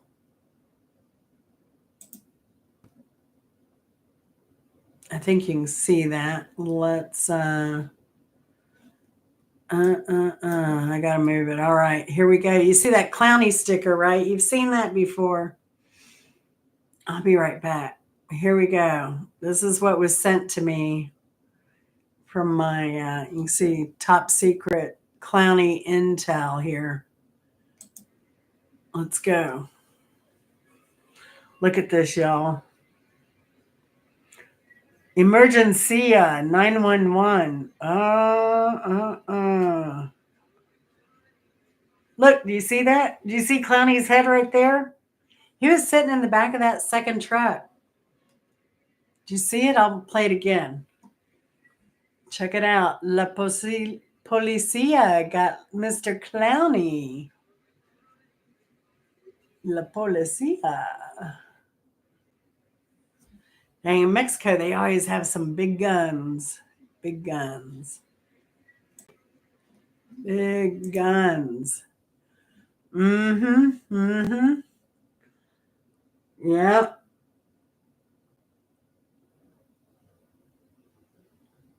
So were you able to see that one? Dun dun dun dun dun dun. See, and the lesson is don't burn bridges. You never know when you have to reach out to a friend of a friend of a friend.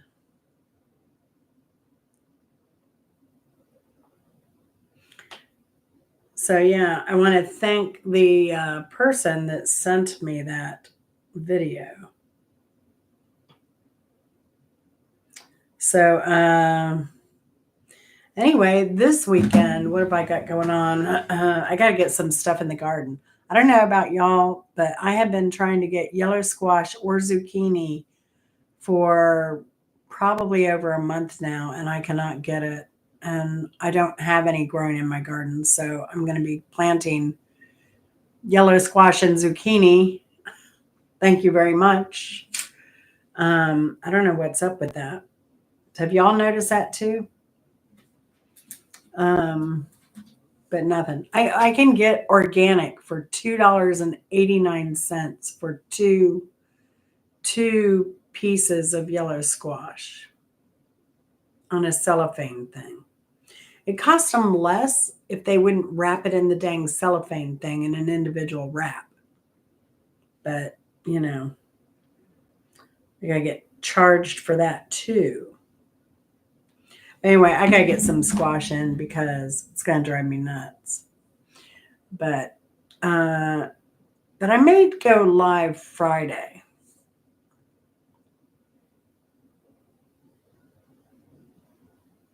Mm. So maybe I should do a shade cloth over it. What do you think? And I'll eat the flowers too. I'm one of those now. I don't eat the leaves, but I know people that eat the leaves. They do a stuffing and it was Q said Q. Couple I don't know if she was stuffing it with like a flavored cream cheese or something on the leaves and then roll on it and then she'll just saute it a little bit and the leaf will crisp up. Cactus fruit. You can get the dragon fruit, Mrs. Hopkins.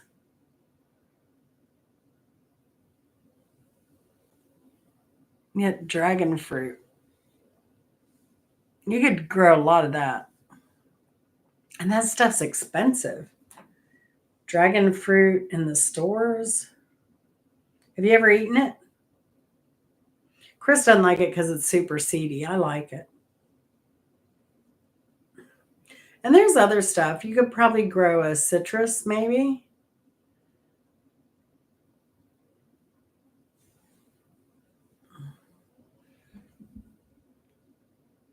Um, yeah, shade cloth.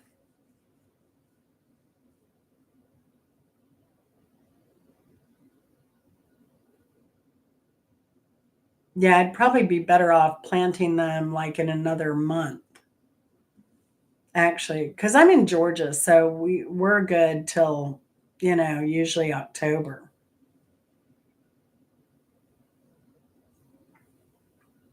You don't like the taste, Mrs. Hopkins? Uh, a pumpkin or a squash or any squash? I love it. Even pumpkin. Now the yellow squash, I like it sautéed with. It has to be fresh. I like it sautéed with sweet onion and some butter and salt and pepper. I like it very plain, or I like it as a casserole. But I was hoping to get a bunch because I want to do a casserole. I make my casseroles different. You can put an egg in them. You don't have to put an egg in them. I've been putting eggs in a lot of casseroles lately, just because you get more protein. It's kind of like a one pot meal.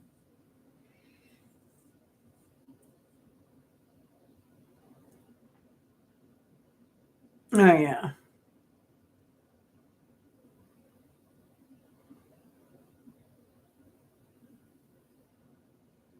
yeah. I've grown them here and had a ridiculous amount of squash.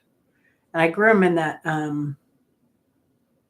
side garden, the ground garden, and they went a little crazy. And I imagine if I put them in this soil that I have now, they'll go absolutely nuts. And I can put the gardens over there in that dog kennel, the chicken coop. I can put a shade cloth over there easily, easily. Well, shade cloth. Just use go to the thrift store and get some shears, window shears. That's what almost off grid grandma does.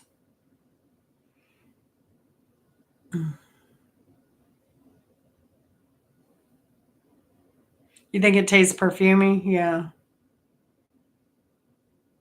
All right, Eddie, you have a good night. Are you teaching tonight?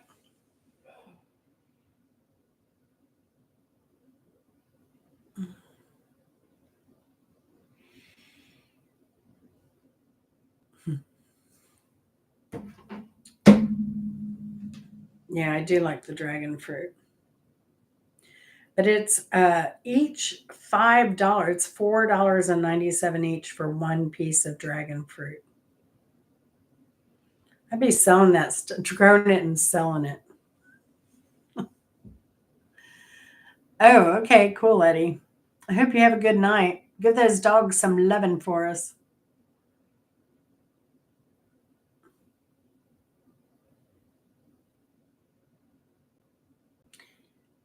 Yeah, and melon. Melon is cucumbers are in the melon family. I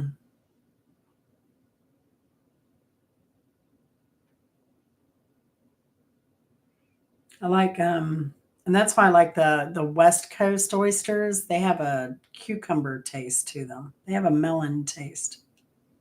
They're really good.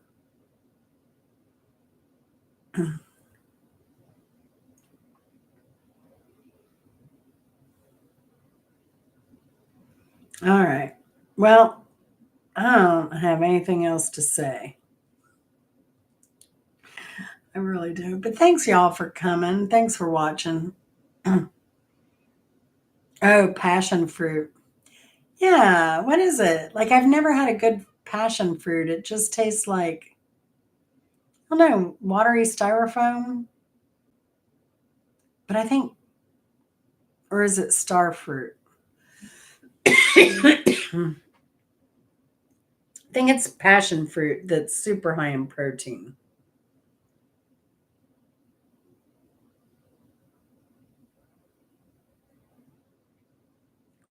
Let's see. Yeah, it has 5 grams of protein per cup of passion fruit, which is crazy. Now, I was growing passion fruit at my old house,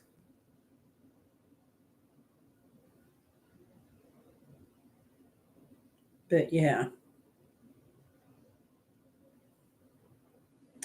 it is.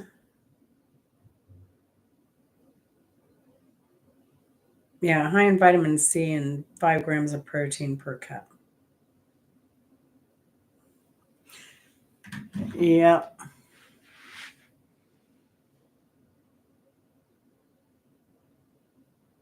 yeah, I'm gonna plant it this weekend for sure, Angela. How are your tomatoes doing, Angela? Hmm.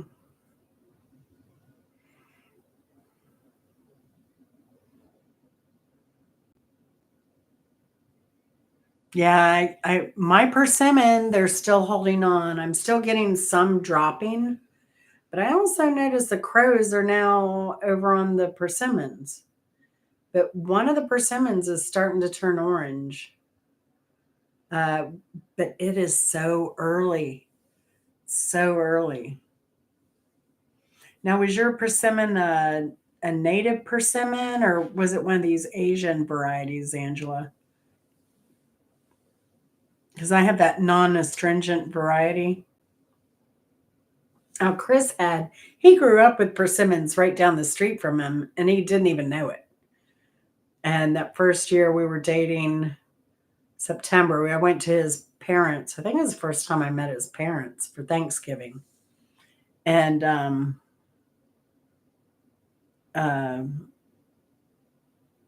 yeah, we went for a walk after dinner, and there were these persimmons, and he's like, "Oh, Is that what they were? He had no idea. He had no idea. I know. I know. Um, oh, now the Asian type might. How far north are you, Lori?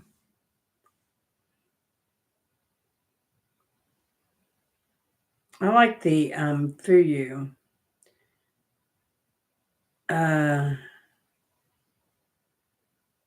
Fuyu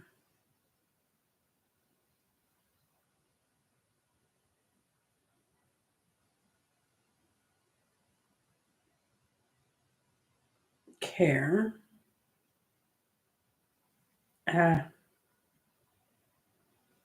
Few persimmon zones. They're good for zone 7 through 10. Mm. Oh, yeah. Barely. I think Barry. Good night. Good night, James. You have a good one. I hope the rest of your week goes smoothly. Oh, shoot. This darn map. You're kind of barely there, right, Lori? This could be the old hardiness zone, too. Mm-hmm.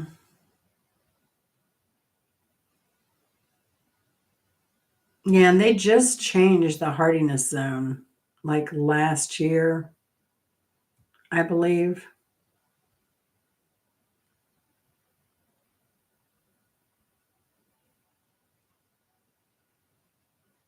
Updated.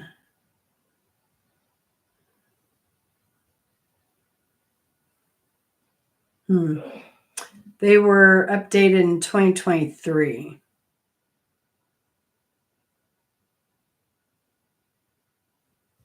So, yeah.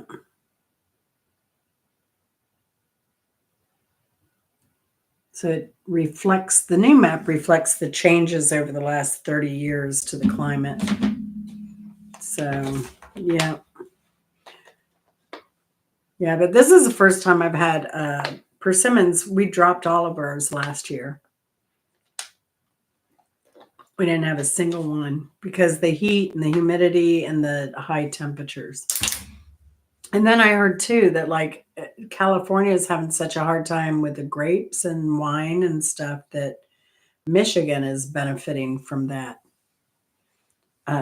And they have quite a bit of wine production going on in Michigan.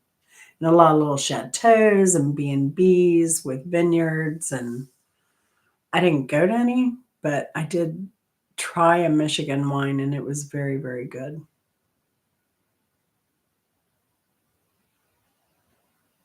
I didn't see Camilla talk about snow, but it does. They have a pretty high elevation sometimes.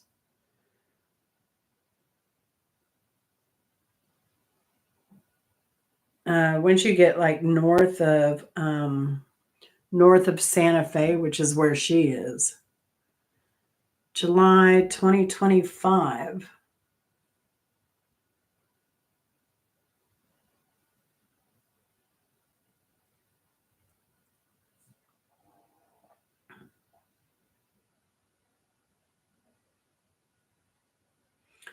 Uh, Reduso. Now this says snow, but there was a sandstorm July 1st. And then they had the flash floods. Yeah, they said snow and Reduso April 19th, 20. I guess they get hit hard. RUIDOSO. And that is located, yeah.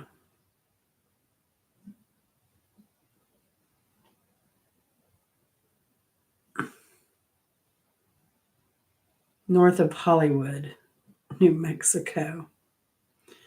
It is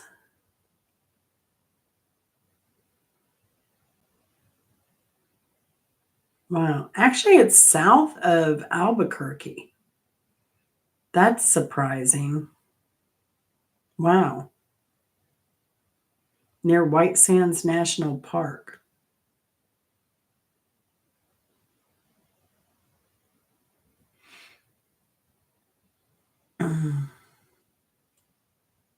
Yeah. But I know they have some nice mountains up north there of Santa Fe too. But yeah, I want to get out west so bad, Mrs. Hopkins. I have my trips planned out. I do. I did this like the night after we got back. But I figured I could hit Arizona, Colorado, New Mexico, Utah, Las Vegas, Nevada, Grand Canyon. That would be a good trip. I don't know how many days though. Like I have one where I can go see a simple life. Hunter, I know we should do a road trip.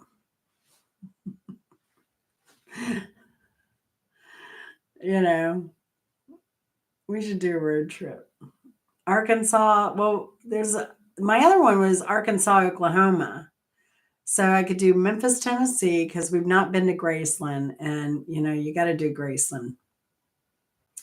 A couple nights in Arkansas, because I know my first YouTube friend is in Arkansas.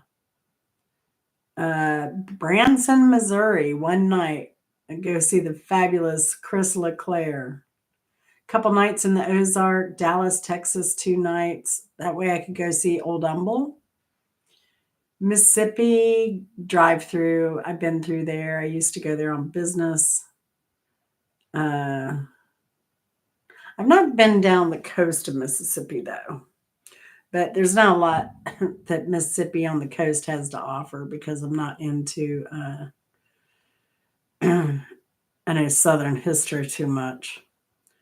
But I could then hit Louisiana, see Simple Life, and then a night in Alabama because I've always wanted to go to Montgomery and spend some time. I've always driven through there, but they have a really good museum. Uh, and no order in any of these.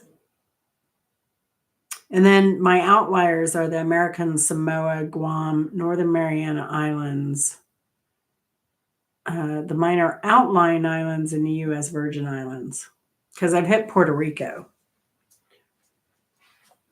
And then Hawaii, I want to go to LA for a bit and then over to Hawaii and then back. LA for a bit, then home. You're not a backseat driver. Yeah, I'm always happy to do all the driving. Chris, did Chris drive at all? I think he drove back to the hotel from dinner one night, right, Hunter? I think that's the only time he drove the entire trip.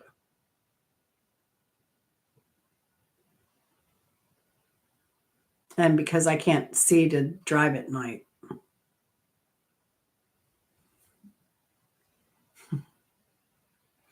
Yeah, Rio Doso. I believe that is right. Rio Rudioso. Yeah, my Spanish is terrible.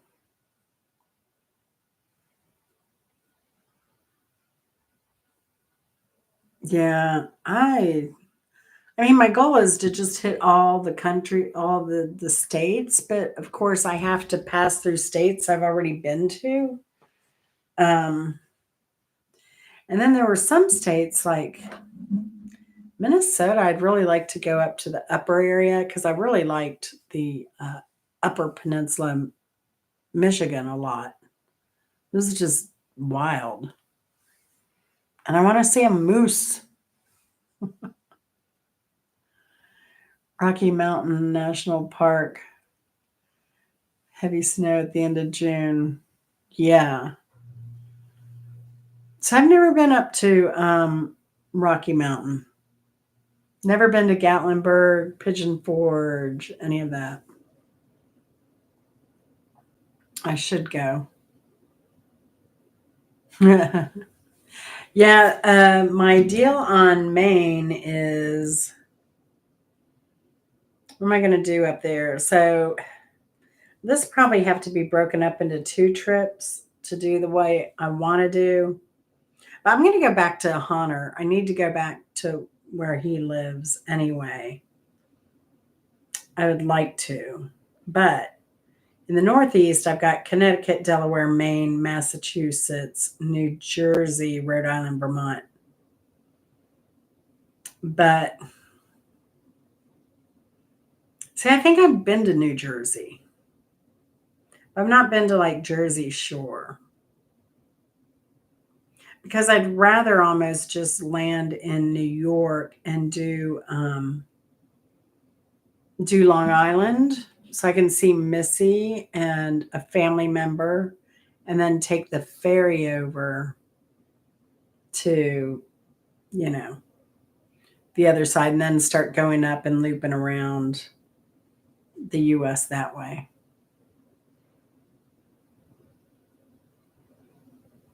Yeah, I've been to New York City. I've not been to Niagara Falls. I'd like to do that. Really, Angela? That's a surprise. Were you and Eddie neighbors?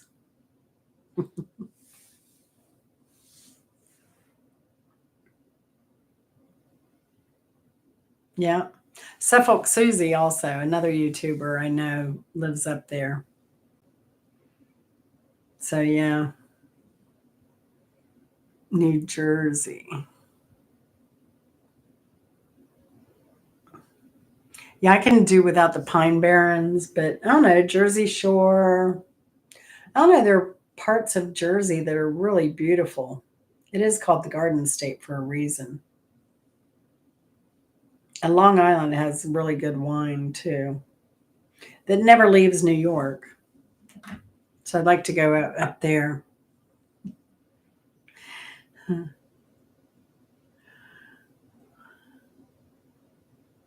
I I'm not a wine connoisseur, but there's certain places where you should have certain things. Like I'm still shy about Georgia wine because Chateau Elan had terrible wine for the longest time. It's not too bad now. They've gotten better, but it used to be like salad dressing. It was terrible.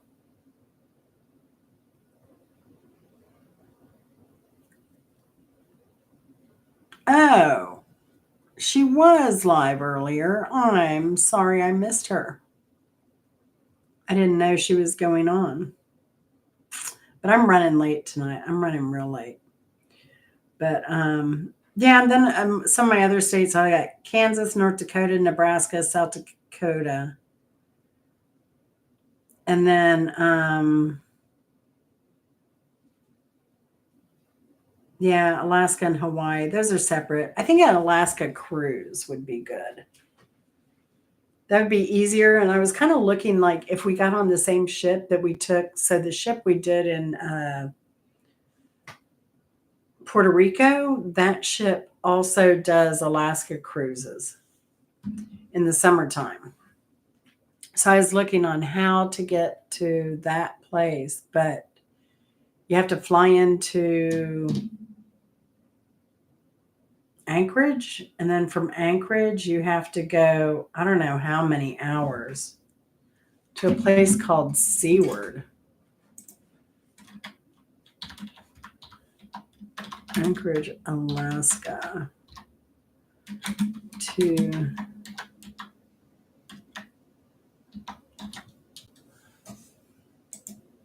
now you can take a train there, which would be cool. And I hear the train ride is really good. But it's like a 2 hour, 16-minute drive. I think taking the train would be the coolest. if Chris could handle it. I think he could. Hey, Rudy, good to see you checking in. Yeah, some of the East Coast wines are being a little bit better. I think North Carolina, it's still cool enough. Did a 3-week Alaska cruise that finished in Vancouver. Yeah, I think that's what this one does. I don't think it's a 3-week cruise, but yeah. Yeah, Seward or Seward. Not sure how they pronounce it. Being here from Georgia, we pronounce things weird. So, and not just the accent. Like you'd think it'd be Lafayette, but it's Lafayette. Uh, Cairo is Cairo. Where are some of the other ones, Angela? I can't think right now.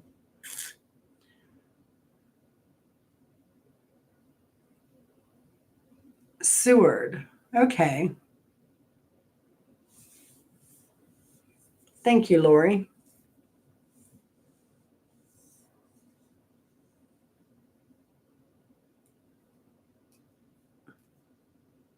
Oh, nice. Nice, Angela. That'd be a great trip. Seward. Seward.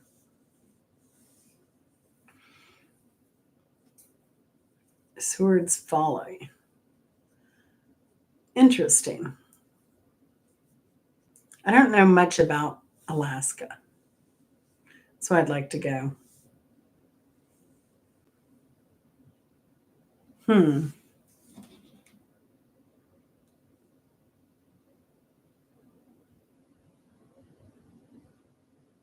Hmm.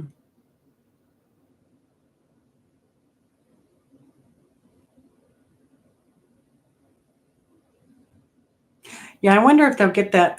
Sorry, I was just looking at some news. I'm wondering if they'll get that stage rebuilt in time for that concert. Is a deal where the U.S. bought Alaska from Canada, I think.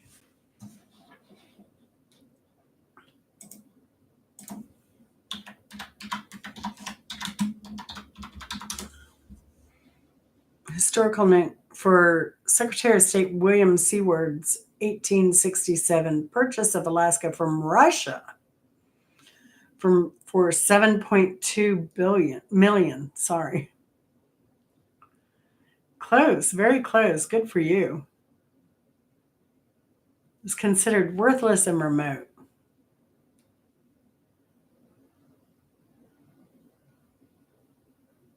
Yeah. Important for of course gold and also as a strategic location.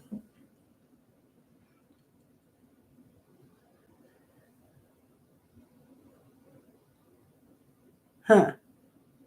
Y'all are so smart. That's why I love doing thank you, Hunter. Um so I love doing trivia with y'all. I like hanging around with smart people, especially people smarter than me. I always hired people smarter than me. Certainly did. Because, you could learn from them. So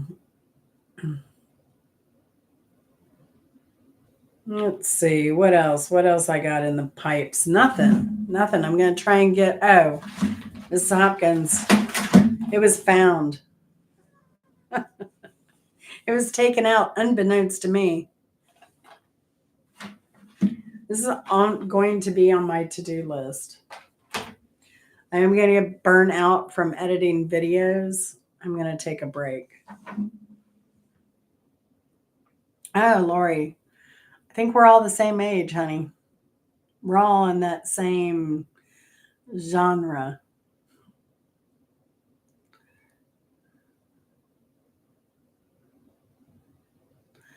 Right? I feel like I've purged my brain so much.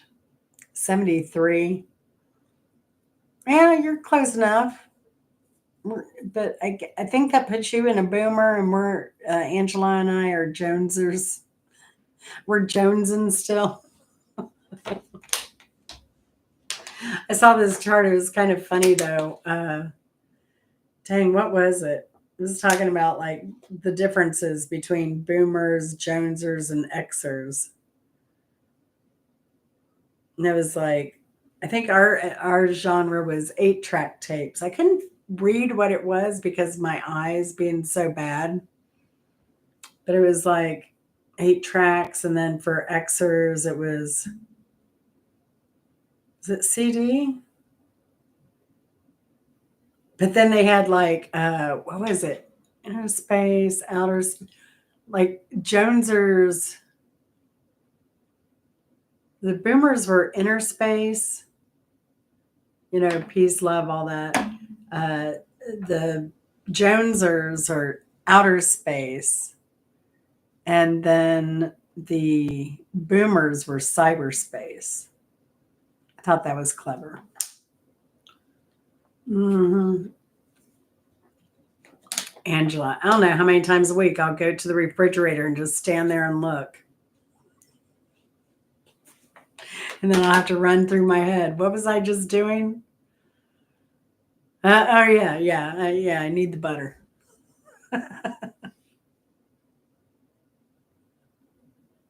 That's funny, Mrs. Hopkins. Sometimes like Chris, he has the thing, he has like these flannel pajamas. He's comfortable in them. He'll just go out and do yard work in them. And I'm just like, whatever, whatever. My dear friend Lisa, when her dementia started getting really, really bad, I went and picked her up. Chris went and picked her up because I was cooking Thanksgiving dinner. He brought her over here, and she just put on some pajamas and a bathrobe and went outside in the middle of the yard. I forget what they were doing out there. It was hilarious. You walk around in your pajamas. Oh gosh.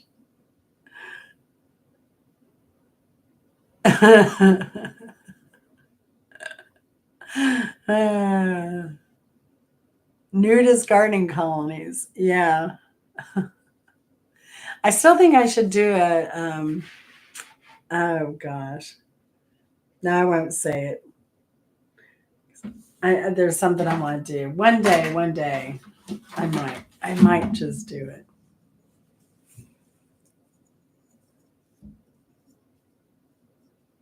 Oh no, Mrs. Hopkins, I have not done that.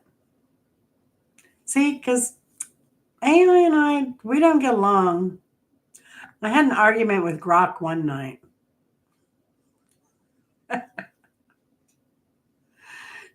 I mean, because I already had a bad attitude towards AI anyway.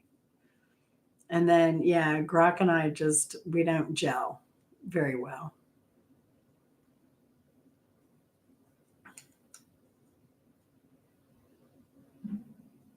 Yeah, I wear these like sports bras. They're not underwire. They're considered sports bras, but I wear them as bras. And I've thought about going out mowing on them, but I don't know. I do like my neighbors.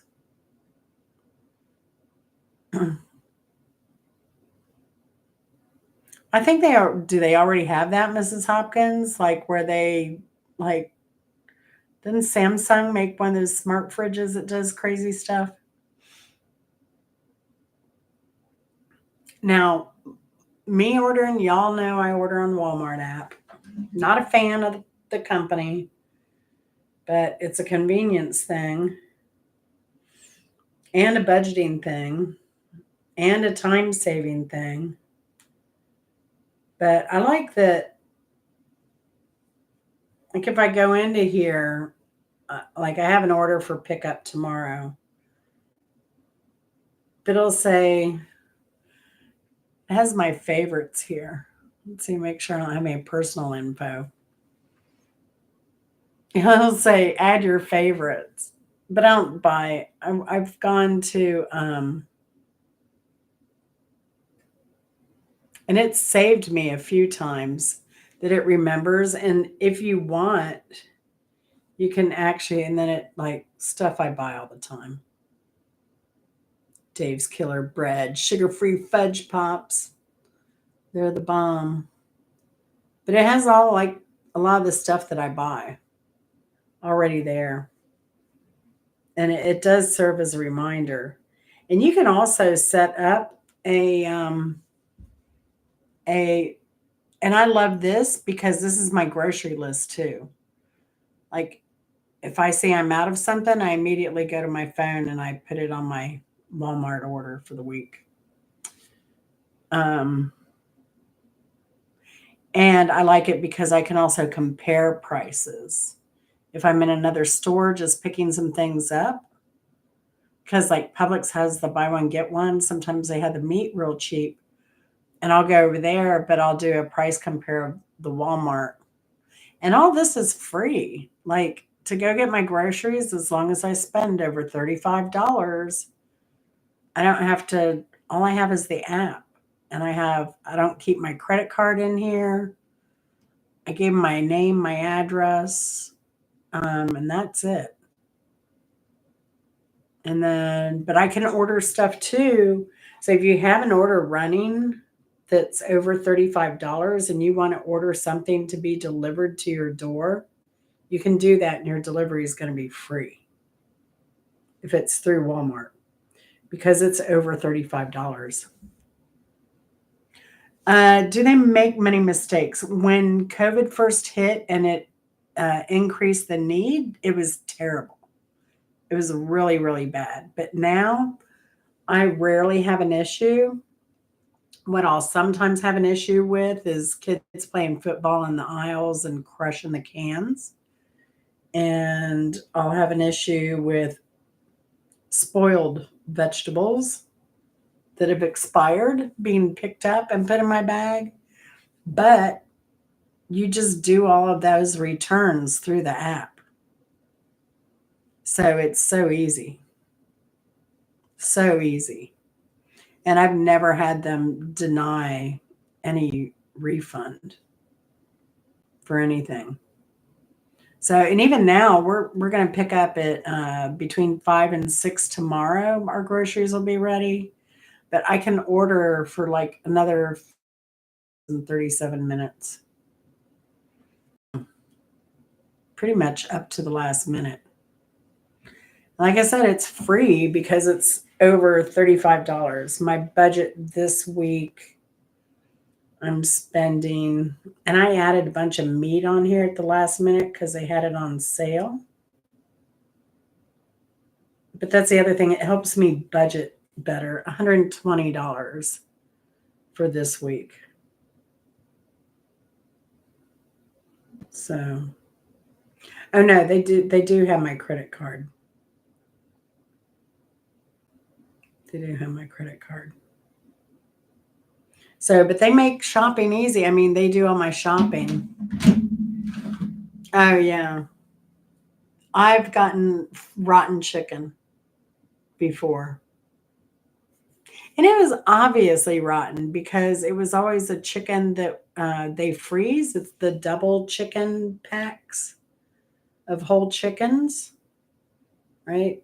Who is it? Tyson, I think, does the double chicken frozen. Yeah, they came totally thawed. But on that one, it was pretty apparent because on that order, it was for pickup the night before, and they're like, "Oh no, your order is not ready." So what they did some of the shopping and left the groceries out all night. But again, that was during the height of COVID era. So,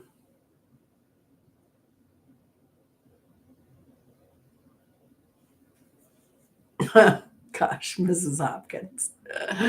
Uh, I don't buy groceries online, but I do order other stuff and it's over 30. Shipping next day is free. Yeah. Yeah. I was real picky about it, but man, groceries have gotten so expensive. Like I say, I go to Publix if I see something like buy one get one free that I can't refuse, but I'll just pull up the flyer and see.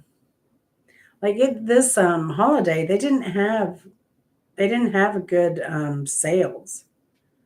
The best they had, I think, was ground beef.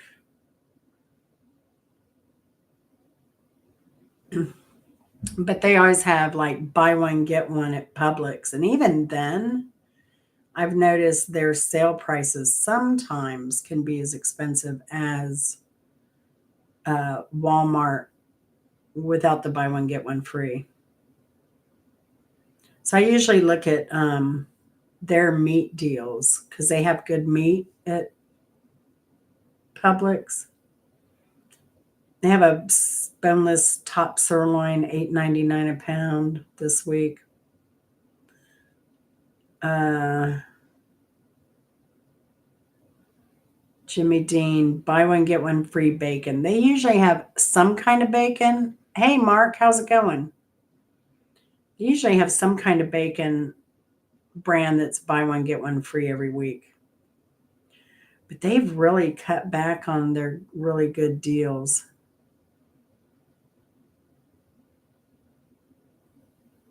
Lamb shoulder blade chops, $7.99 a pound. It's cheaper than beef. Anything but ground beef. Salmon's in season. Wild fresh caught, $14.99 a pound. Oof, it's pricey, pricey, pricey.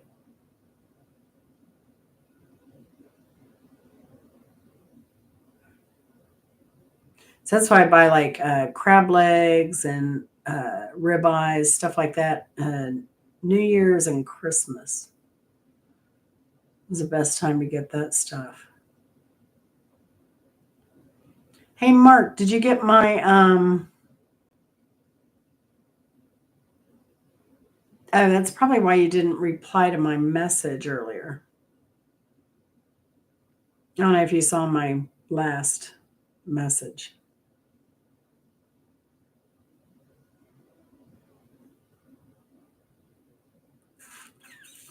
But I do need to send Mrs. Hopkins a message.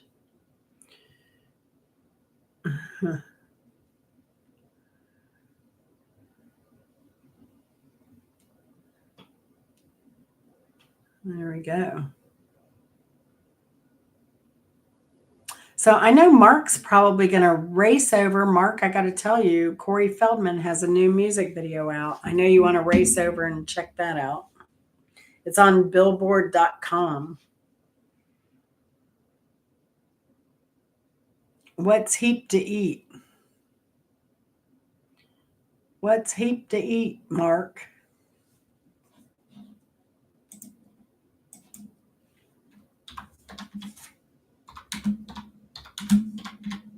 It was funny when we were in the Upper Peninsula.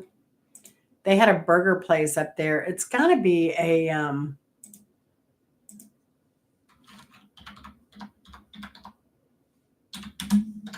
it has to be a Canadian company.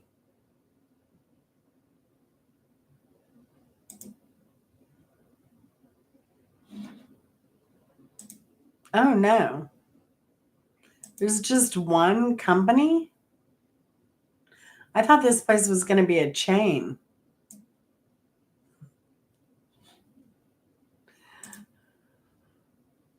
And I thought it was based out of Canada.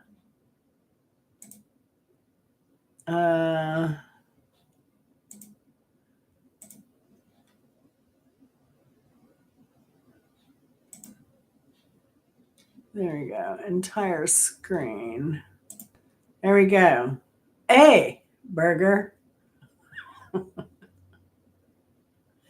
But But they only have one location all the way up here in Munising.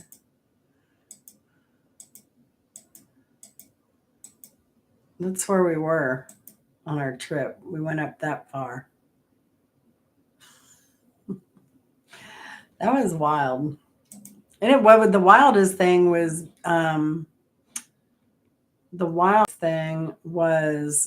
uh, driving at night there, 10 o'clock at night, and it was still daylight. It's crazy, crazy. Heap to eat is cheap. Cheap to eat. Cheap to eat. What's cheap to eat? I know, not lamb testicles.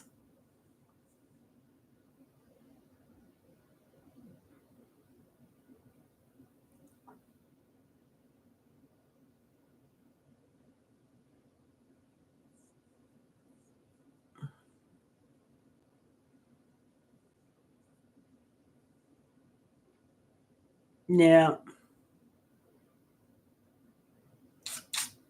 My problem, a lot of what I buy, if I see something on sale though, I buy it. And that was like probably a good $50 of this week's budget.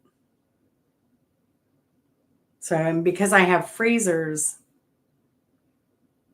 I'm always stocking up on stuff and, pantry and stuff. So, yep. So, what is cheap to eat, Mark? You're killing me here.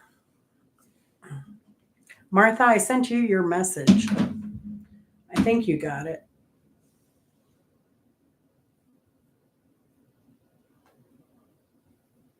Are you still on WhatsApp? Marshall Hopkins? Or should I send it to you on your regular thingamajig?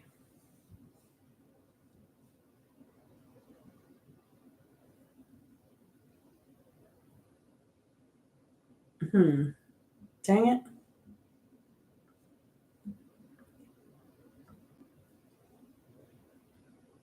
I don't know if Mrs. Hopkins is still here. Oh, I think she got it. All right. Well, I guess I'm going to close out tonight. It was a good game. Mrs. Hopkins, man, you've won like 2 weeks in a row. You were on a roll, girl. You're making me feel young with my song choices. Somehow. Yes, Mrs. Hopkins. To answer your reply.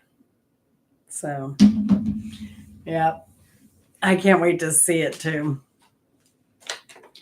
So, yeah. That's so perfect for her.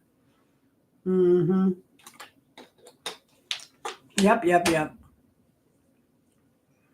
So, yeah. If y'all didn't know, Mama B's birthday is Friday.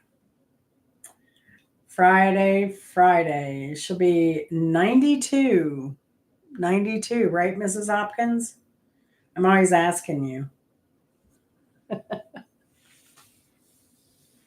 I don't know if y'all saw her video where she took off dancing. They were out in public somewhere. Where were you? Dollar General or something. And Mama B she heard some music and that was it. She was off, man. Martha's over there.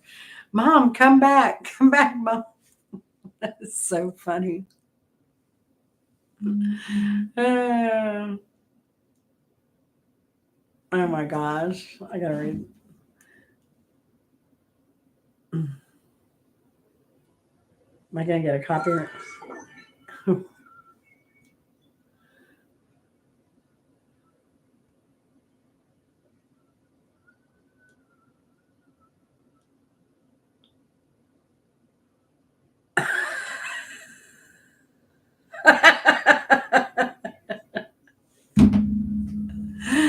That is too funny. All right, I can't.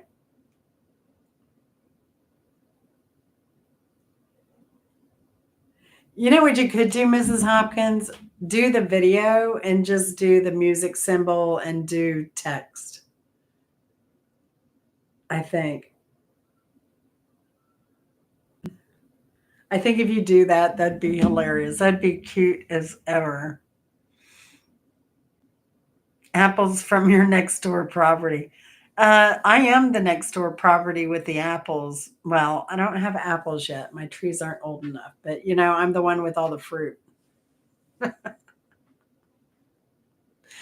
And I tried to get the I don't know if the neighbors came picking. I reached out to a YouTube family to come here and pick. I don't know if I don't think they came. And then our neighbor mowed our yard while we were on vacation, so I asked him to help himself to the berries. I don't know if they got any, but they're about done. It's been so dry now that the berries towards the back, they're drying up. They need a lot more water, and I'm not going to go up back there and water stuff. I'm just not going to do it. I don't know, because she was belting out those words so well and her mouth was so big. I don't know that it would sync as well. It'd be really cute too if you could do the bouncing ball thing, because people just start singing along in their head anyway, people who know it.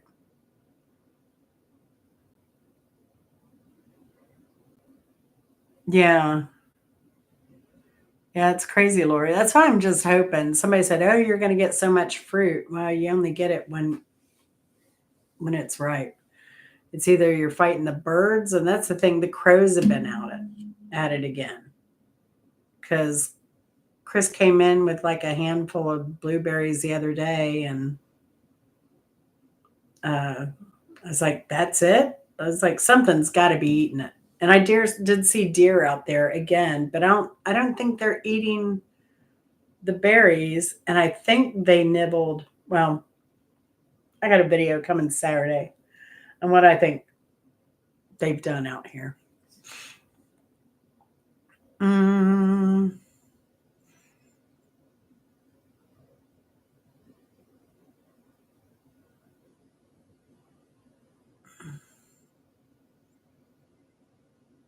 92.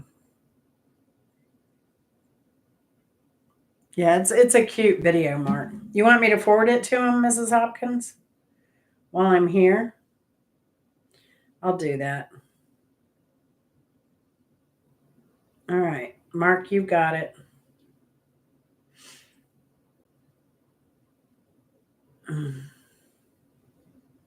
That way Mark can sync it up or something if he's got to do something original. I don't know. But Mark, he might put something crazy to it, Mrs. Hopkins.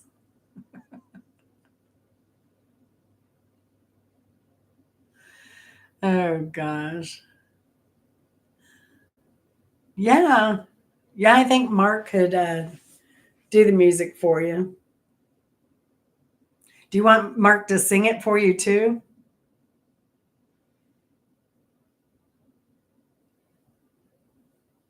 Yeah, just work with Mark on it. That's funny, though. Too funny. So I was hoping Mark would do a name that tune game one of these days, but he's a busy man. So many bands, so little time. Good night, Angela. You have a good night. I love the car videos you've been putting up lately. I know you have a history one I need to go check out. So, it's right up my alley. But thanks for stopping by, Angela. Oh, you'll see me around. You know that. And one of these days, Angela, you and I got to meet up. One of these days. One of these days.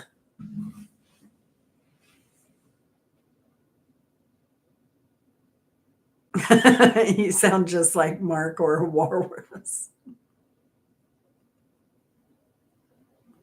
Oh, Mrs. Hopkins, you're too funny. Oh gosh, too funny.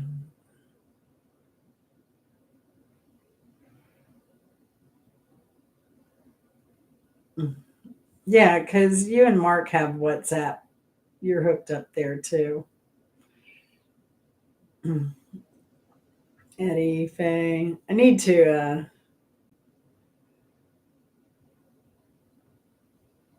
hmm,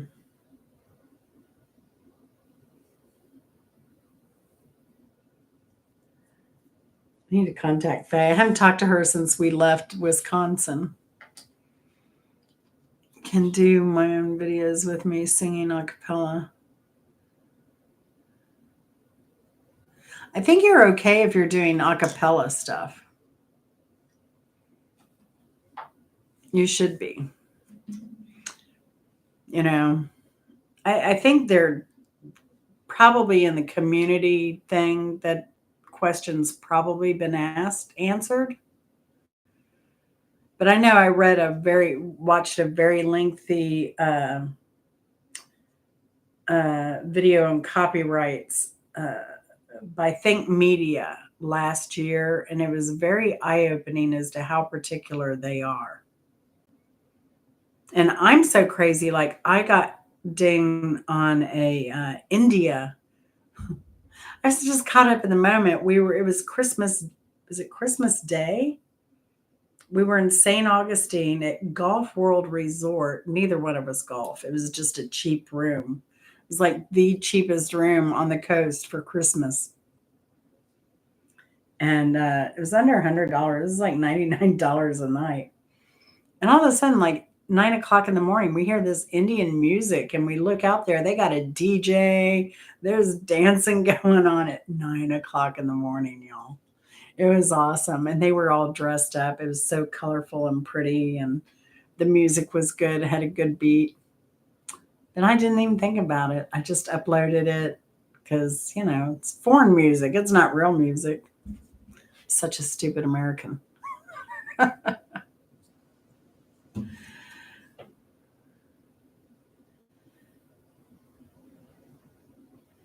I sing, on my music trivia, I'll do a line or two here, but here and there, and I've never been hit with anything. Oh, that's funny, Mrs. Hopkins. Either IG or TikTok. Oh, yeah, yeah, yeah. To help it go viral. Yeah.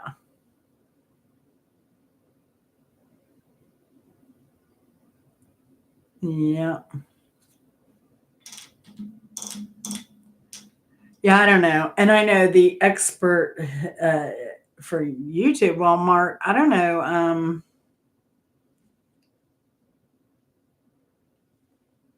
I guess you just get shut down. You don't get copyright strikes so much. They just shut you down for playing copyrighted music too long.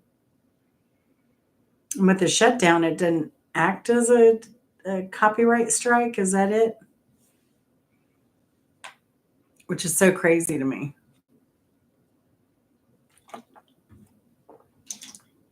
But Camp Gmail is the one if you want to do like karaoke or something like that. He knows. I wish I could remember which episode he did. It was a festival, and before the festival, he said, "Well, if you're going to," and it may be in the description. I think it was this last festival he did, but he says there what can be used for karaoke and not get a ding. And so he's doing karaoke as well as original music on his channel.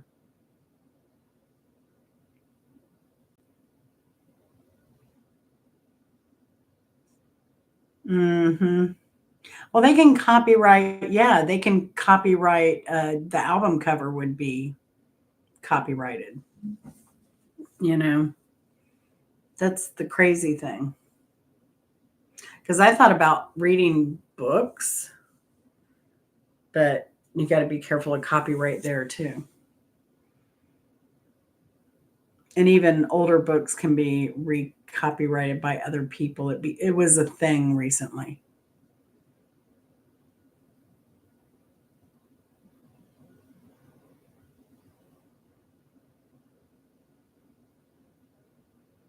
Oh, oh, interesting. Well, sometimes, like on the, so if you put it in chat, like you can do a commentary on it, but there's a tight restriction on, and there's not a specific restriction. So if you wanted to be like a commentary channel, and they told you, um, eh, and they told you, well, you can run a video for 30 seconds and then you have to comment on it for it to be considered fair use and not a copyright strike. But they don't give you a timeline because otherwise you could use just a countdown thing and be in the clear.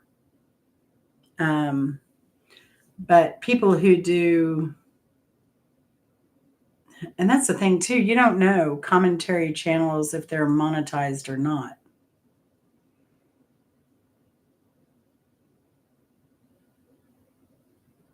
I know, Mrs. Hopkins, it's crazy.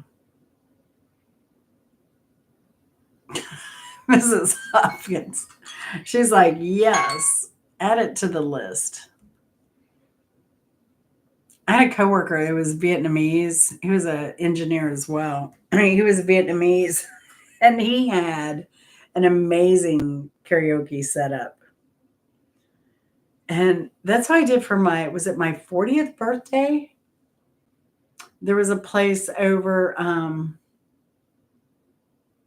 near Chinatown that had a karaoke room, and they had bowling, they had foosball, they had pool, they had arcade games, and they had private karaoke rooms.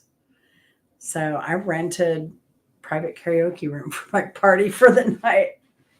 And that's what we did. It was pretty cool and it was cheap too. I don't know what I paid. It was like, and did I have to order food from them? I can't remember if they let me cater food in or if I had to order food from them. Um, but it was like $50 for the whole night. Oh, Lori, I'm pathetic. I'm pathetic. My monetization. What I say, I've been doing this 4 years, 3 years, I guess. Pretty much full time. Now, I was doing videos every day, every freaking day. I got so burnt out. And I said, I came back this year because I was fairly close. Hey, Missy, glad you're back. I came back and I was like, I'm going to go live every day because I know those people go live, they just rack up the hours, right? And so I'm like, I'm going to go live every day. And this year I'm going to get monetized. And then, like, I lost a ton of hours. Oh, I'm kind of creeping up again. I'm at 27.95. Uh, so I'm not even near. Are you where you can do memberships and super chats, Lori?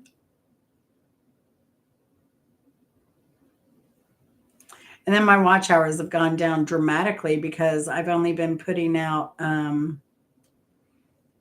the one garden video when we were gone, and then I missed 2 live streams.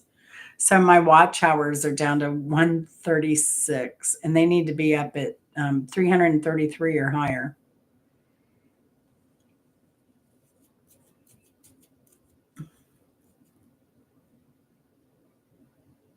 Oh, really, Lori? That's wild. If you start putting out shorts, though, shorts will bring you subs.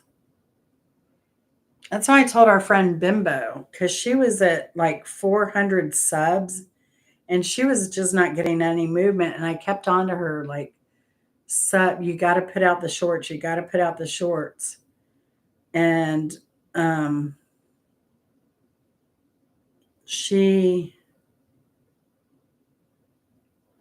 did start putting out the shorts, and then she ended up gaining in like 6 months, probably.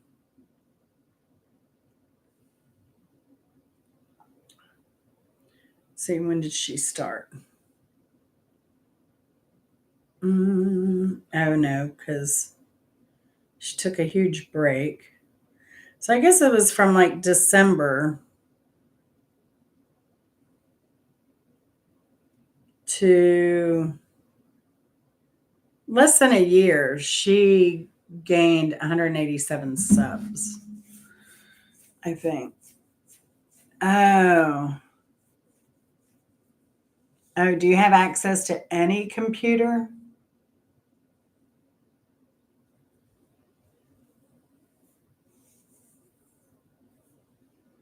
Because everything I do on my phone, I transfer to my computer. Well, I transfer it to, y'all have seen it. Ugh. I transfer my entire life to this little box. And this is a 2 GB SSD external drive. And it has every picture, every YouTube video I've ever done, every short I've ever done, edited, unedited, all of it. Stuff I never put on YouTube. Oh, because you're number 3, Missy. If you keep putting more chats in, like the more you chat, the higher rank you get. So Mrs. Hopkins number 2, because she's been chatting. Now I'm surprised Lori doesn't have a chat, but I think Mrs. Angela Hopkins or Angela Hopkins, Angela Critters just left. I think she was number 1. Yeah, she was number 1. So pretty soon, Hot Mess Missy will be number 2. But yeah, I put everything on this. And then when I go to edit and everything, I edit off my, this is plugged into my laptop. So then I just edit off of here. But if anything ever happens, this is like, if my house was on fire, I would come in here and grab this ASAP. This goes everywhere with me. Everywhere. So, yeah, we're all queens. It's a new feature, Hot Mess Missy. There's a way to turn it off, but I haven't learned how to do that yet.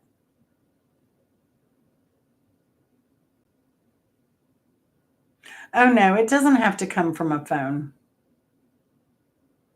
You can do it. I do it. Everything goes from my phone to my laptop. I used to do everything from my phone. And then December, I got Adobe Express on sale for $99 for the year. And now I just transfer everything to that and work off my laptop. But what it does with YouTube now on shorts on the computer, when you go on there, you don't have a choice for shorts anymore. Like on your phone, you do have a choice for shorts, but you don't. I will show you. When you go, on your computer. Shall I share screen? Entire screen.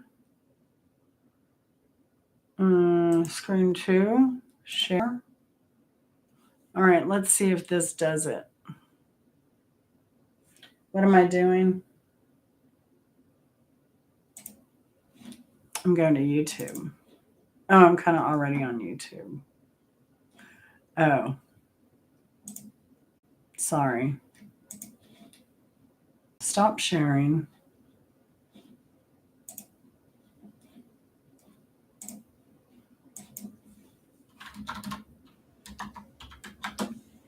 I'll show you. All right.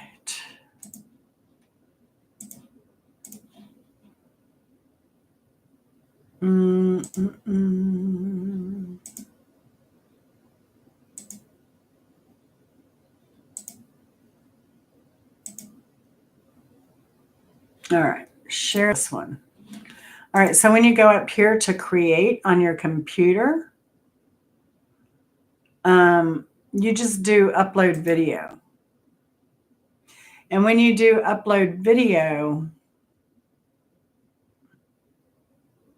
depending on the size of your video, if it's under 3 minutes, it's going to automatically make it a short. If it's over 3 minutes, it's 3 minutes or 0.01 seconds.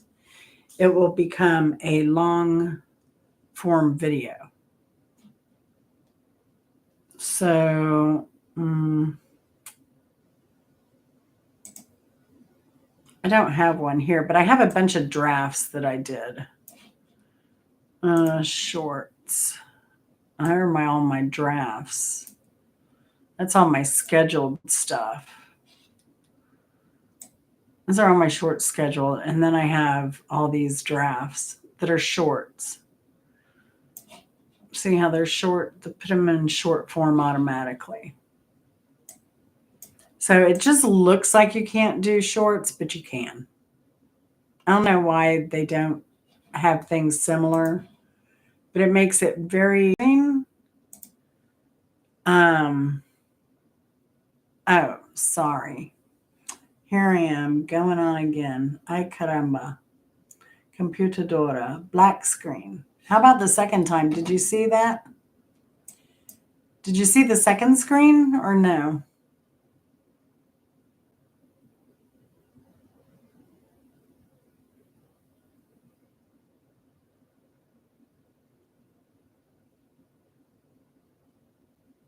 Oh. Yeah. It's slow sometimes. No. So you never saw the screen. Well, that's kind of rude.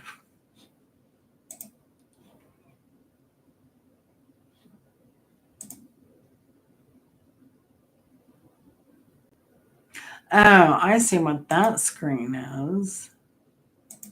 Chrome tab.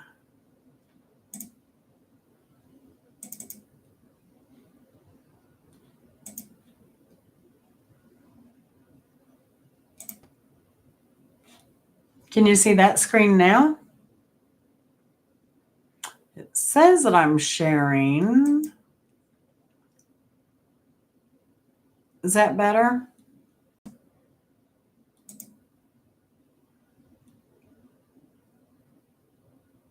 Yes, it is better.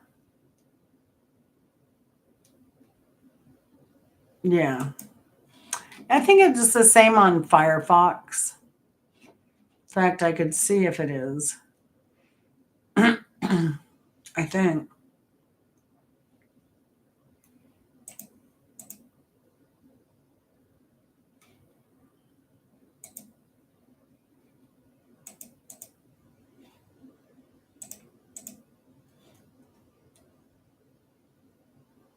It's going to do an install update thing.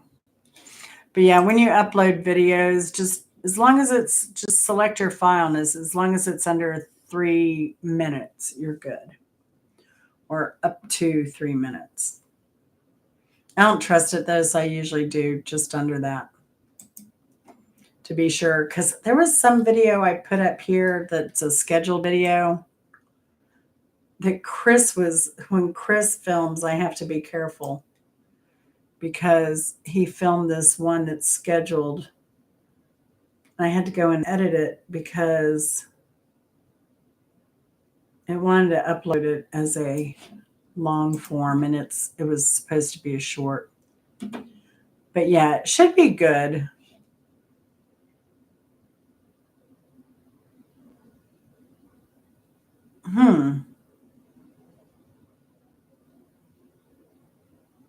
YouTube. This is the back end of YouTube. I'm using YouTube now. Actually, I went live on YouTube, not StreamYard or Restream. Have you tried doing that since I showed it to you, Hunter? Instead of using Restream or StreamYards? Lori, the only thing I could say is YouTube might have had a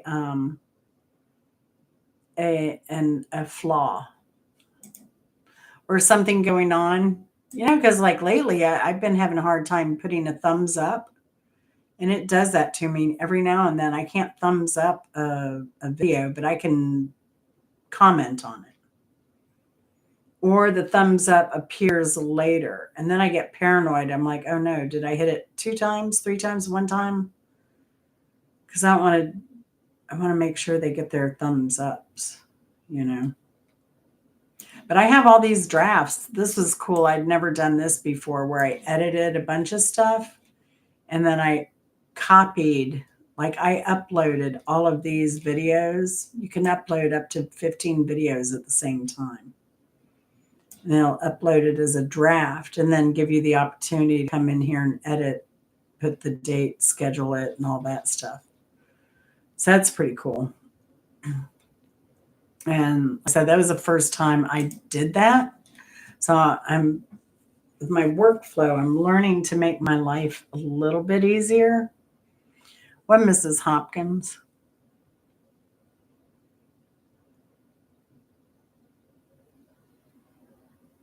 Oh yeah. You know what? Yeah, right.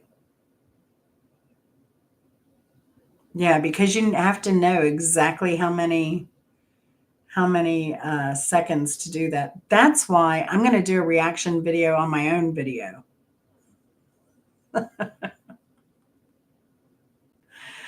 Uh,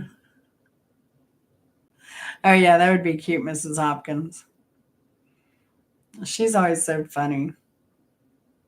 So it's kind of like Hunter. Like Hunter, he goes live on other people's channels while he's live on his own channel, and he drops the link for you to go watch him on other people's channel while you're watching his channel. He tries to get you off his channel to watch other people. That's what Hunter does. It's kind of like that.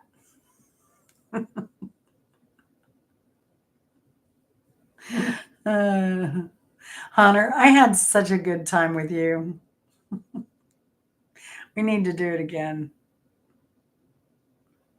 That pizza was really good. Did you eat all the rest of your pizza that same night? Missy, have you ever met Hunter?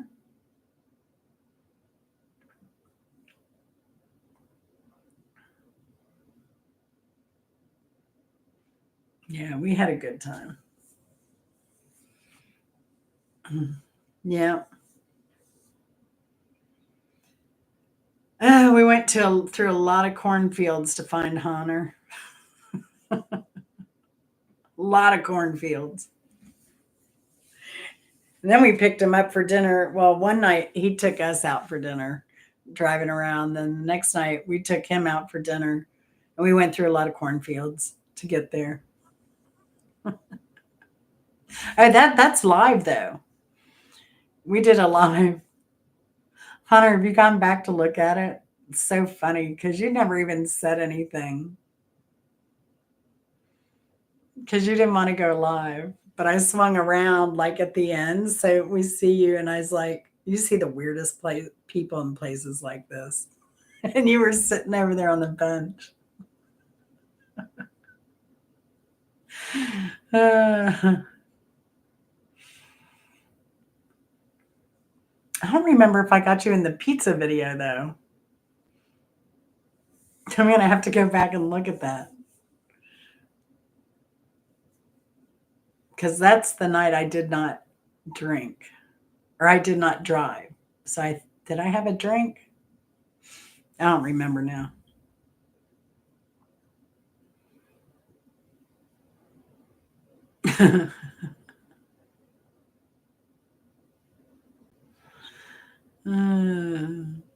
Yeah, that was pretty funny on her.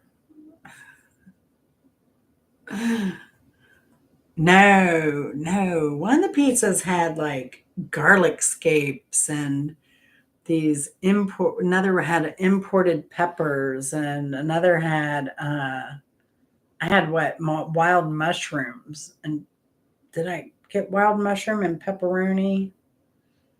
And then Chris got one with garlic scapes, olive tamponade, but it was a mild olive, and something else. And then yeah, we got that pepper one. It was good. It was like it's in the middle of Iowa, uh, in surrounded by cornfields, and it was number 44, the best pizza in the U.S. It got ranked.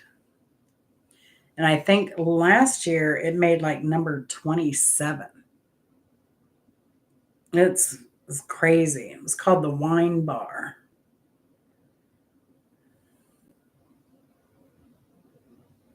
In Mount Vernon,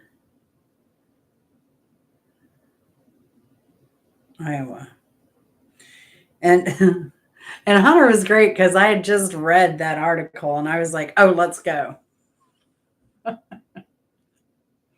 don't even remember what newspaper I read it in. And yeah, Hunter was all game. They have a 4.8 on Google.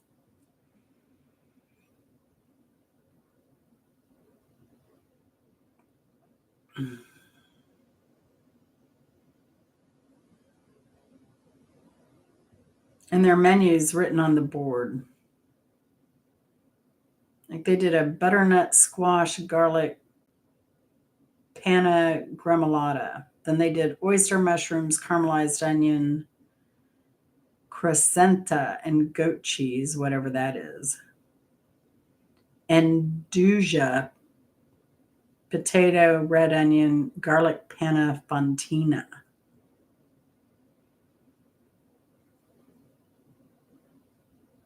Yeah, those were their house specials for some night shown on Google.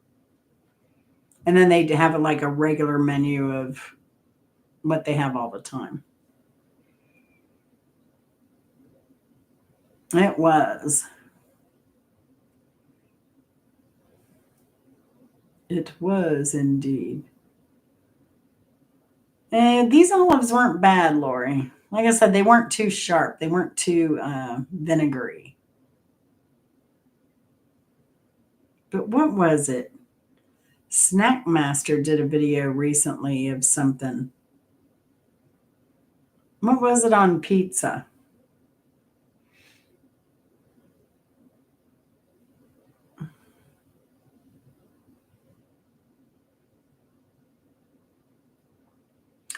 Rules for living in my truck.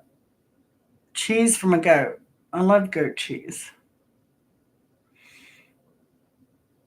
The only thing I didn't like about Lincoln Wine Bar is they gave you a cutter to cut your own pizza. Now, it was pretty sharp, but cutting through the initial crust, it was a Napoli type pizza. They had the ovens and everything. So cutting through that initial crust was difficult. Just cut it in the freaking kitchen. I mean, they're individual pizzas, like, this big around. Individual or share, whatever. And we took ours back to the hotel. Hunter took some home. Cut the pizza, not your friends. That's right. Now I went to my hometown pizza restaurant, They cut their pizza that's tavern style and they cut it in squares. So they had a knife that was really long. And it was just like bam, bam, bam. Like there was no messing around. And it cut through the tavern crust is a little tougher. So that's what they need are long, super sharp knives to cut through pizza. Those rollers are just, mm. Although we had a pizza in Wisconsin that was pretty good. Uh, and they had like a hand cutter. It just kind of rolled along, had a plastic shield over it. And that was pretty cool. And that looked super efficient too. Whatever they gave us wasn't sharp. But the pizza was phenomenal, though. It was really good. It was worth going out to the cornfields to get it. But yeah, fun night. What are you doing up so late, Missy?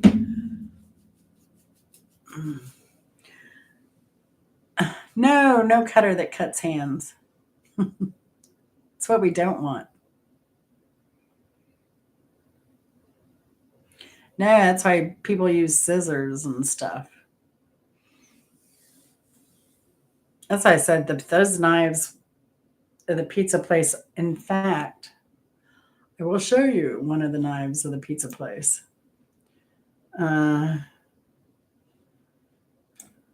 It's huge. But it's cool. It's cool. Where is my network messing up here? Oh, well, we'll do it another day. And then, we had that pizza. We had pizza in Wisconsin. Then I stopped in Tennessee and bought like 4 pizzas from a special pizza place that I grew up on their pizza in Indiana and Florida. So I picked up like 4 of those and brought them home and put them in the freezer. You're in Virginia. Good for you, Missy. Good for you. Did I see? No, I did not. Not in here. I thought somebody may have stopped by. But if y'all ever want to know how to do anything on your channels or need ideas or technical advice on how to do it, I'm generally okay with some of that stuff. And I'm always willing to help anybody like do well. I miss Mrs. Hopkins, but I know you're busy. I wish we'd see you more. I do. But I've been using Adobe Express and I totally love that stuff.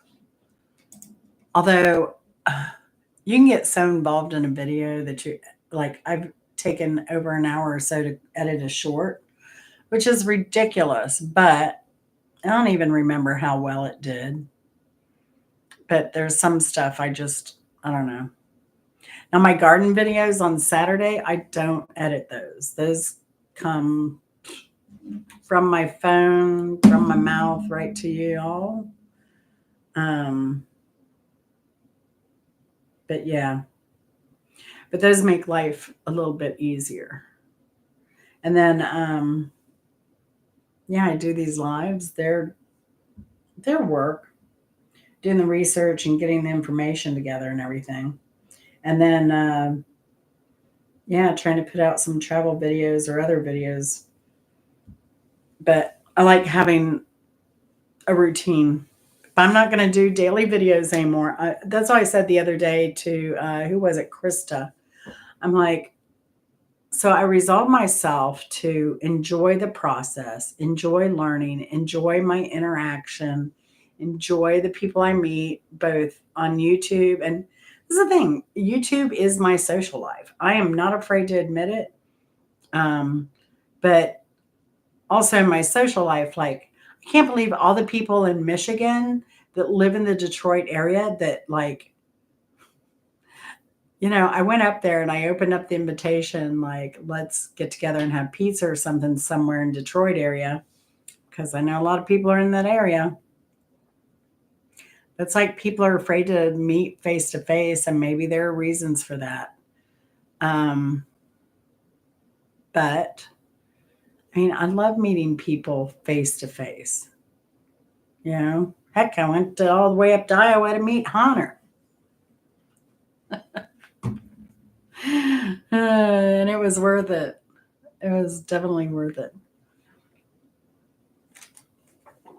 So, yeah, one day, Hot Mess Missy and Miss Hopkins and I, have to do a karaoke or something. So,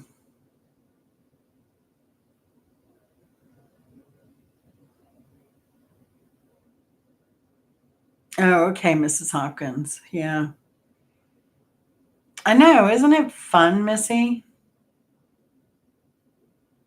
But I was funny. I was in the back seat of Hunter's car, and knowing his previous occupation as a butcher, and we were going through the warehouse district.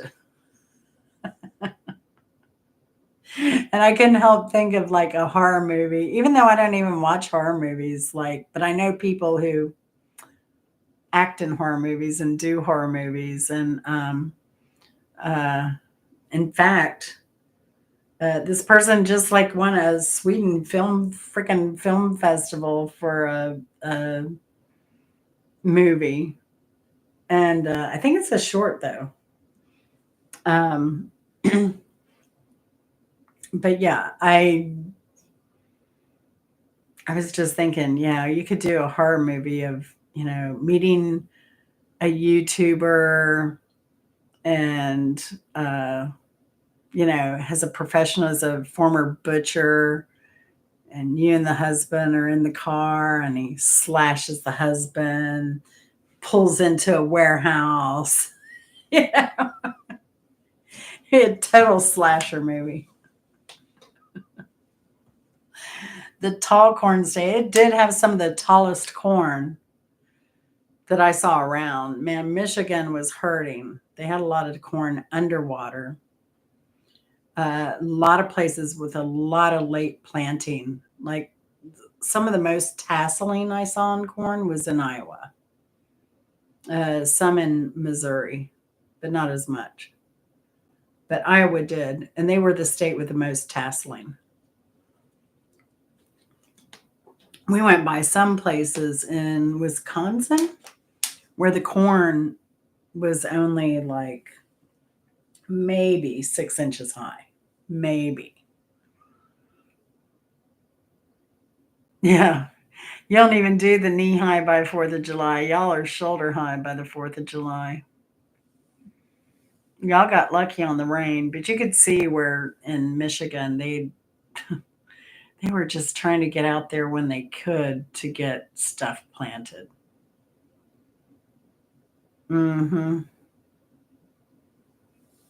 Yeah. Yeah, it's crazy. I wish I'd planted more, but we just didn't have time. It'll get done. It'll get done eventually. So, but I think too, with the cataract surgery, I think I got to take it easy for a while with my eyes and stuff and lifting and all that crap again. Ugh. But and then seeing that's really cutting into my travel time I wanted to do, because I probably won't be able to travel again until the end of August. I don't know. But then I have to be back, I think, in September. Yeah, I have to be back by September 9th.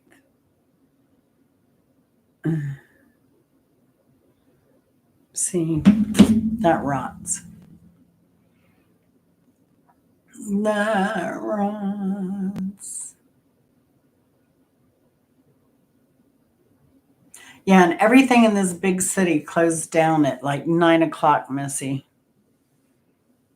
It was crazy. It's like being around here.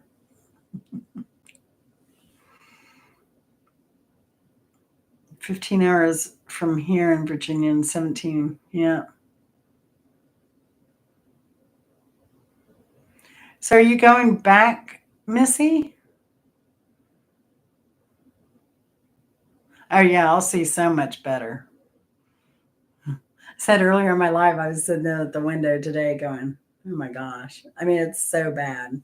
But just so fast, though. That's a crazy thing. That's a scary thing. And then the doctor's like, yeah, I don't recommend you getting the most expensive ones because you just have so many eye problems. I've got bad nerves, bad nerves, macular degeneration. He said, don't waste your money. I'm like, oh gosh. Ugh. I guess I'll have to go watch your video, Missy. I heard you went live.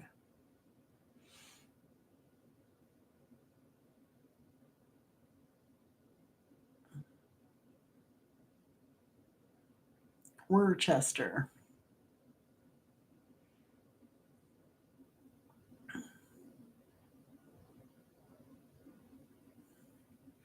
I did. It was a test run.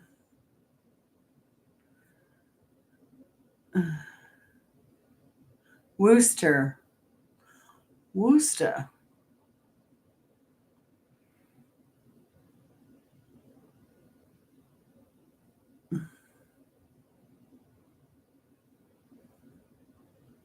So you say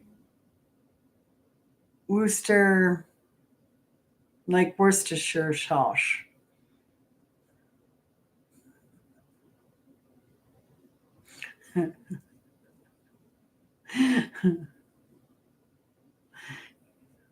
Lori's good at pronunciation, but she would be totally thrown off some of the names here in the South.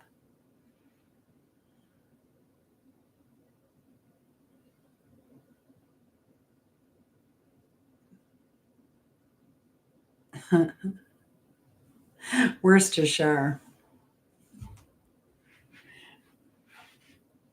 I say Worcestershire. I don't say Worcester. Worcestershire.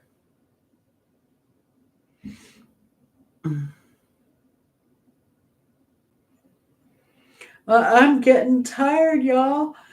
Oh my gosh. Oh, who's going live? Anybody? Missy, you went live. We missed you. We missed you. I didn't know if you were live when I went live or Rooster. I can't say most things. So many tongue twisters. I was watching a video the other day and the guy got tongue tied on the word. So then he kept pronouncing it incorrectly on purpose. That was awesome.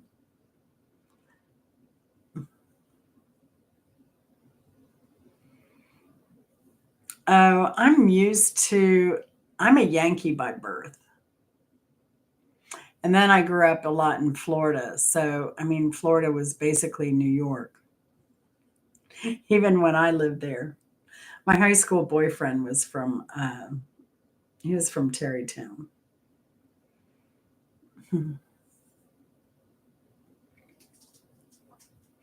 My mother told me, oh, you'll never be able to date a New Yorker.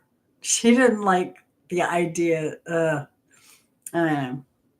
Yeah, I won't go there. But she said that. But then she found out the New Yorker was part owner of a pizza restaurant. Boy, that turned her around real quick. I will admit I get the love of pizza from my mother. It's a weakness.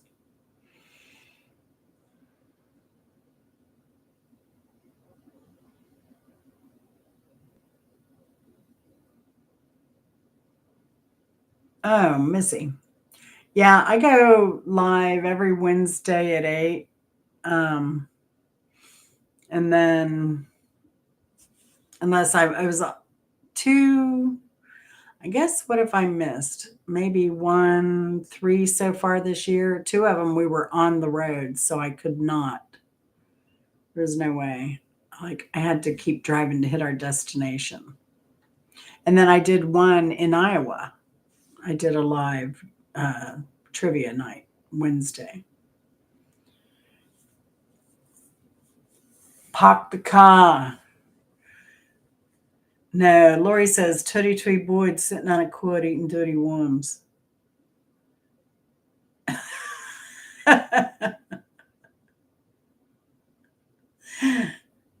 I tell you that, Missy? My dad, we went to New York City on vacation in the 60s.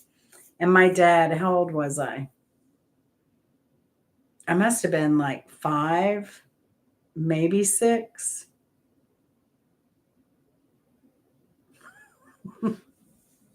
I know it's more Boston, but my dad said if you're going to New York City, you need to learn how to talk like a New Yorker. And that's what he told me. He taught me that.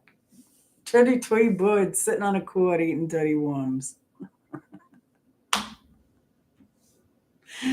My dad was crazy. New York. I love New York. I love New York.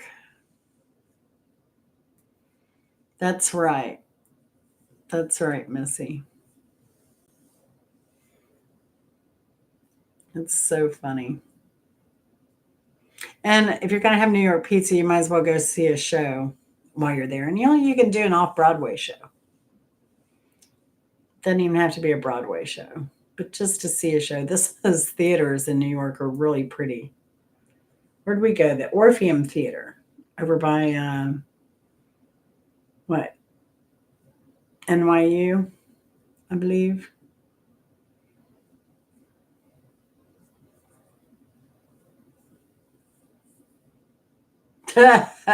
Missy doesn't have olives.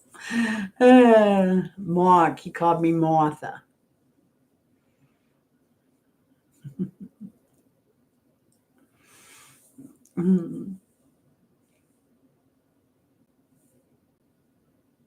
But never again. To a theater, Missy? I know you weren't talking about theater. Yeah, it's like they have the Fox Theater. There's like one in every city in the Majestic. I guess they were the kind of like the AMCs of the day. AMC and well, AMC is Chinese owned.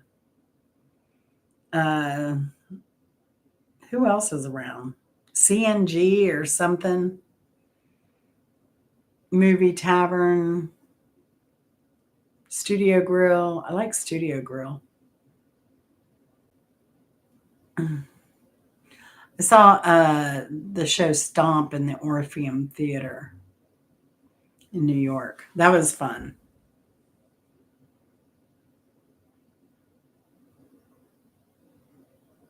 Oh, really?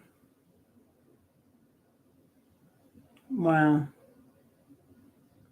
On the off Broadway, too? Stomp was a blast. And we were like 4 rows back.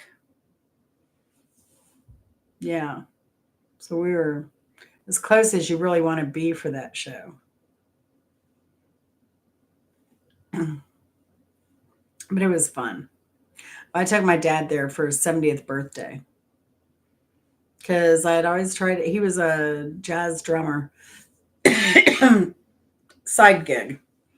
And, but he did other stuff. He did country club gigs, kind of like what Mark is doing. Same kind of music stuff. And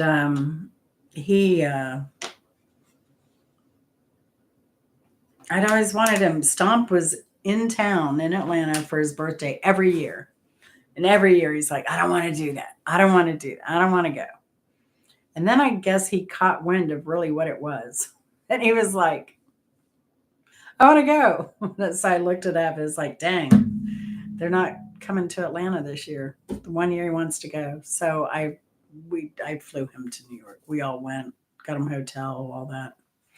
It was a great weekend. It was Memorial Day weekend, which in my opinion is one of the best times to go to the city because everybody in the city's been holed up all winter and they all leave the city to go elsewhere.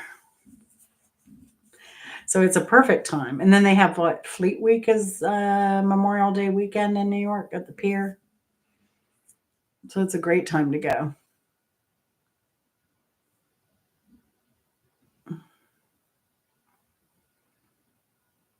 Yeah, Stomp is all percussion. They do garbage cans and floors and you know, it's pretty cool. It's all percussion. Yeah, I haven't seen Chicago. The last one I saw was that Beyonce Will Smith production of Fela Kuti. Uh, I forget the name of the play, but it was about Fela Kuti and his life. Oh, that's cool, Lori.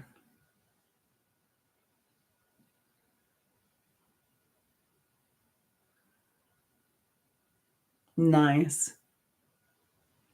I wish Chris would go back to playing. He was taking lessons again.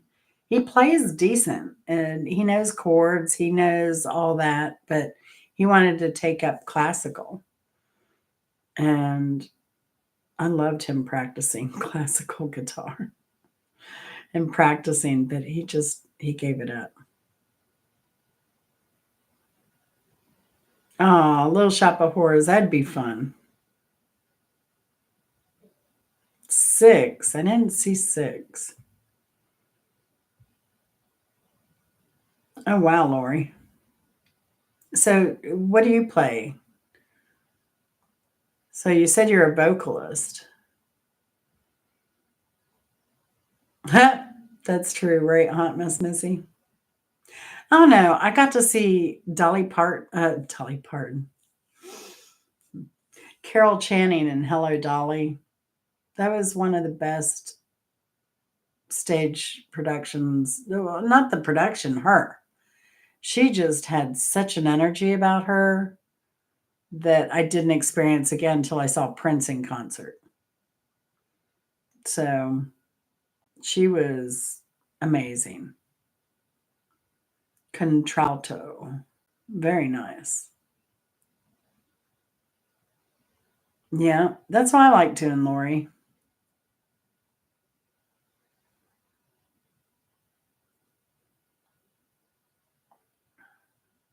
I sang tenor in church choir, but they had me doing second soprano and usually in chorus at school.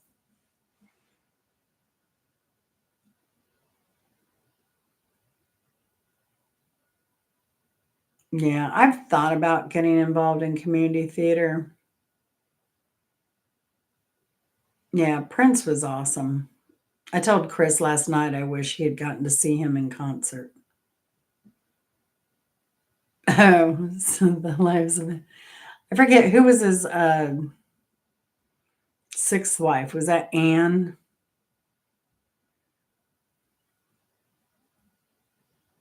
There are so many. I like watching. You know who I like is when it comes to history is what's her name from England? Oh, she's so good. Worsley, and she has a bunch of YouTube videos.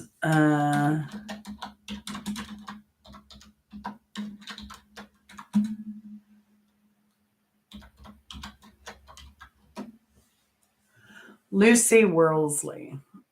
I love anything she does because she does some play acting and stuff too. So her history stuff, she's very passionate, and she's Dr. Lucy Worsley, and she is the she isn't anymore. She was the chief curator of historic royal palaces from 2003 to 2004. So if you've never seen her YouTube stuff and you like British history, she's fantastic. Mary Poppins, Anne Boleyn, yes.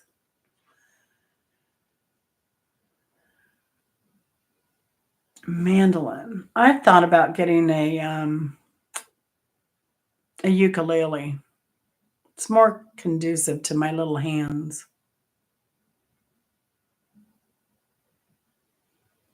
I just did school theater. We did like a whole play on 1776, and we did Christmas stuff, Christmas plays. No dance though. We weren't allowed to dance. Dancing was sinful.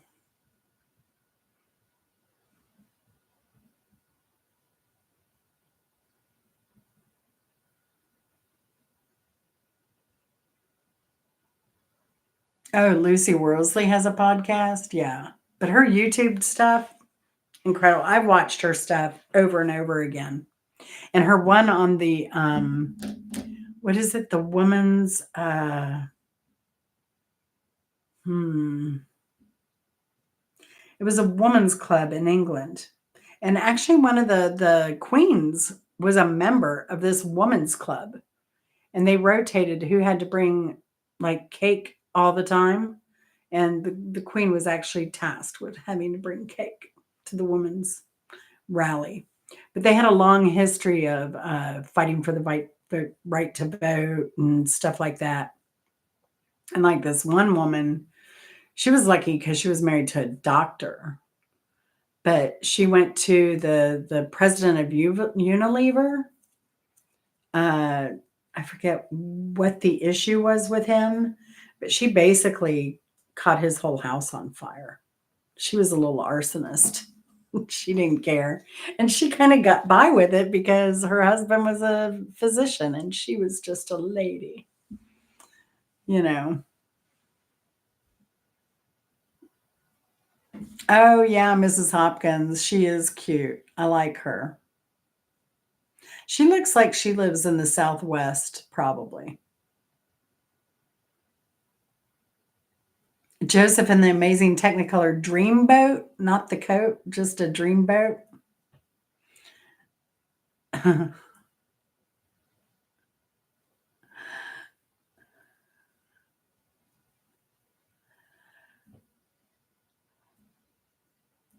Mrs. Hopkins is number one. Well, we've known that.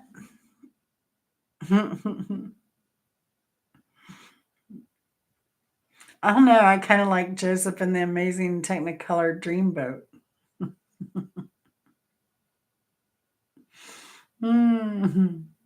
Sounds fun. Oh, she's Filipino. Yeah, she is cute.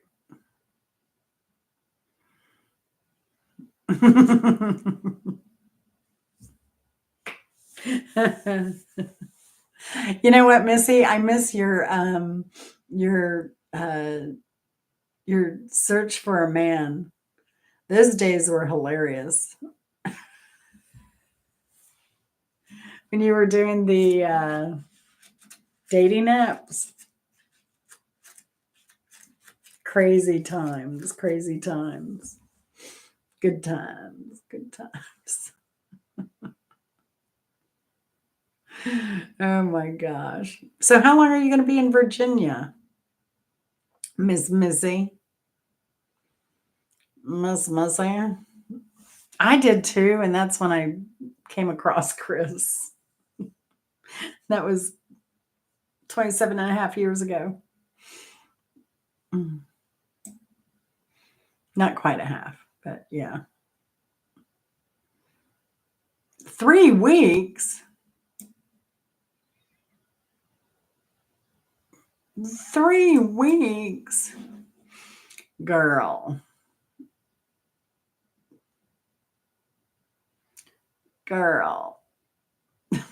Mrs. Hopkins. Yeah, I did get lucky. So, Ms. Hopkins, Missy, how much longer are you going to be there? Should I drive up this weekend? Virginia? I lived in Virginia too. I lived in Fredericksburg. My best memories there were Hi-Ho Cherry-O the game, the beagle that would hang out at our house. Like, every neighborhood we went to, we ended up adopting some dog that hung out all the time. What else did I like about Fredericksburg? I had a friend, Bossy Vita. Bossy Vita would make me eat dirt. Different colors, she'd mix it. It's kind of like a 9-course meal, but different colored dirt. She didn't charge me though. And then we would dig for Civil War stuff, bullets and buttons and stuff. I might be willing to drive up there, Missy. I gotta go back and look what where you are. Where are you? How long will it take me to get there? Can I get there before the sun goes down?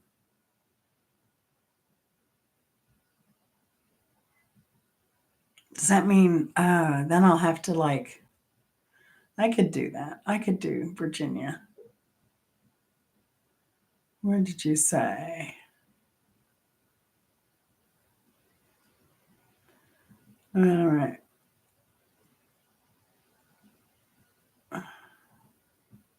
Tell me where you are again, Missy. I'm in North Georgia, Missy. I'm El Norte, Atlanta.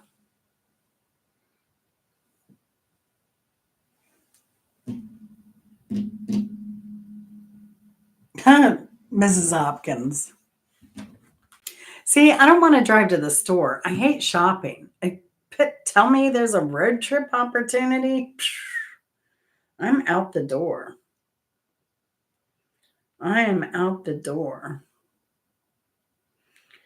And I love it when Chris gets those deer in headlights moments. Like when I say, hey, honey, I'm going to drive up to Virginia and see Missy.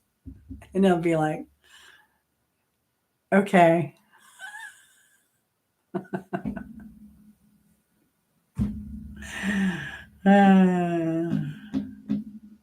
Halfway across the sky. That would be awesome. Birmingham County.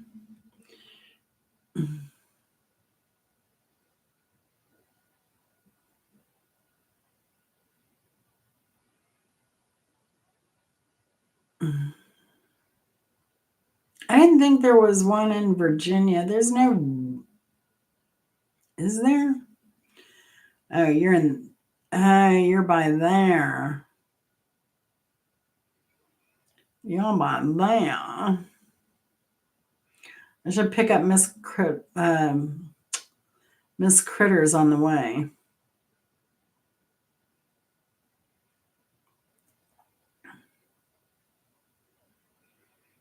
Says it's 7 hours, 14 minutes from me.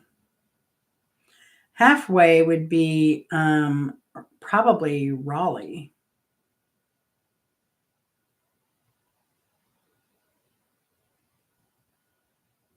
No. Halfway would be Charlotte.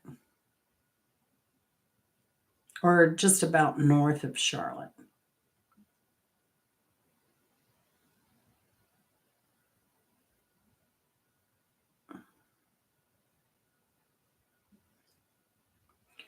Yeah, north of Charlotte. Like Salisbury or something, which is a cool town. Been there before. I have a couple of videos on Salisbury. I think it was the furthest Western established community in the Revolutionary period.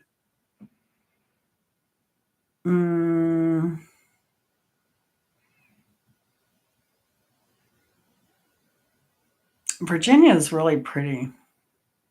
And my ex was from West Virginia, and that's really pretty too.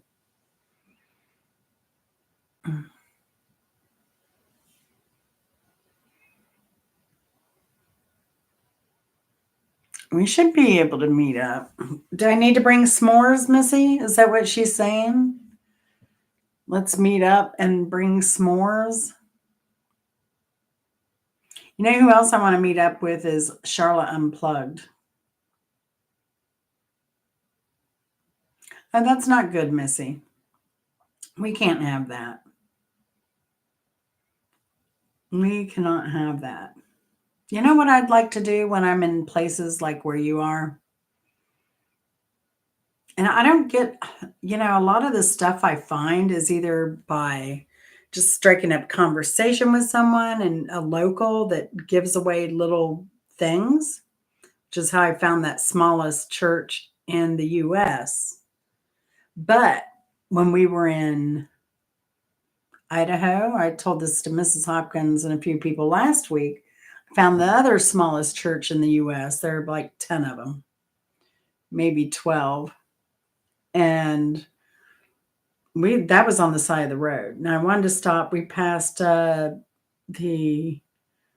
Laura Ingalls Museum, and we didn't stop there. We stopped. There was another museum that we missed just because they weren't open. But if you look on Atlas Obscura, Hot Mess Missy, and you can look in your county, you'll find really cool things to do.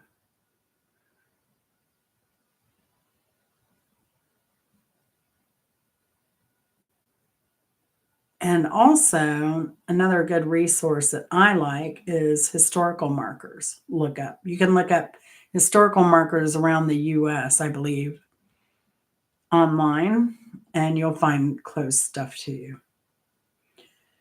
Oh, actually, there are 320 cool things to do.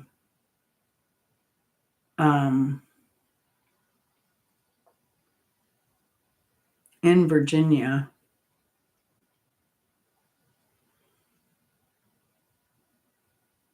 And you can pull it up by map. So around you, there's Joel Sweeney's grave. Controversial man who was instrumental in plucking the banjo from his obscurity. He's in Appomattox. And we have the Light of Truth Universal Shrine. It's a flower-shaped temple. Aims to transcend the boundaries of world religions.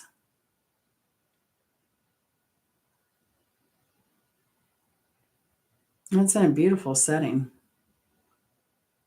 Om Shanti Om. Is that Ganesh? Oh.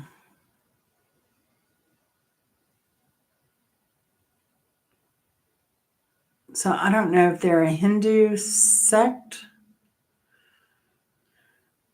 or what. But you always find weird stuff on Atlas Obscura. Oh, there's Dinosaur Land in Virginia, the Edgar Allan Poe Museum.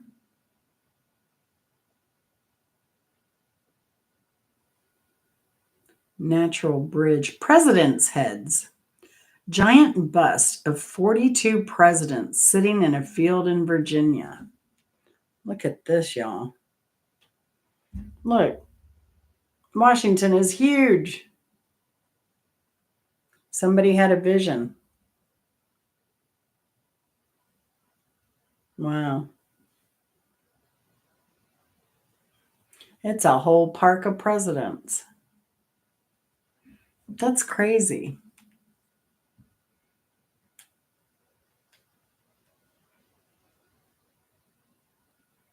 Which one, Missy? The presidents? Go to the Atlas Obscura website, atlasobscura.com. And they have all kinds of weird stuff from around the US. And you can put in your location and look it up on maps and stuff like that. There's the Abandoned Virginia Renaissance Fair, Dinosaur Land, a sanatorium, George Washington's Distillery.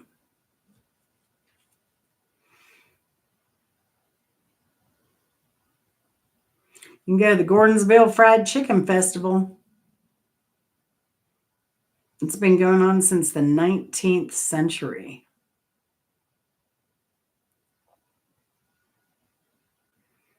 Sounds like a fall event.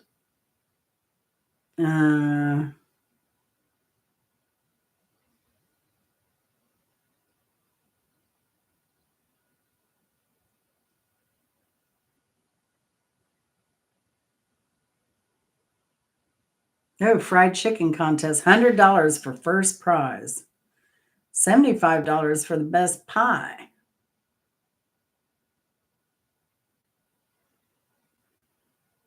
And they have all this information on here, but no date.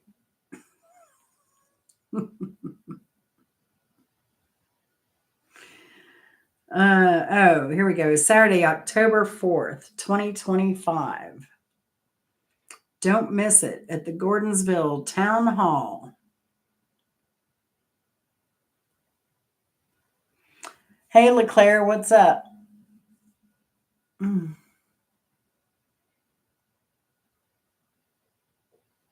Oh, the murder hornets are still around. There have been some attacks lately. I think there was one in Texas.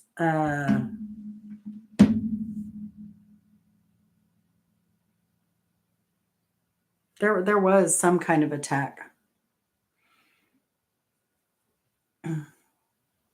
Fried chicken's always good. Although I'll say, Chris has kind of got me onto it. I was never a fan, but he loves, loves, loves fried chicken.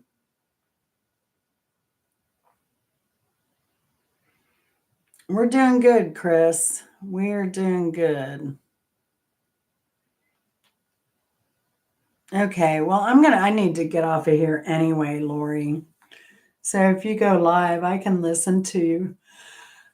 But yeah, check out that, Missy, and you have my number. Let's just plan on something, you know?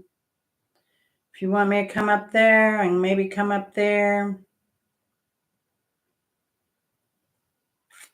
Or you can come down here, whatever. We meet halfway. I'm flexible. Well, your friend probably needs you then, Lori. So I think it's a good idea. Lori's link is... Let me go.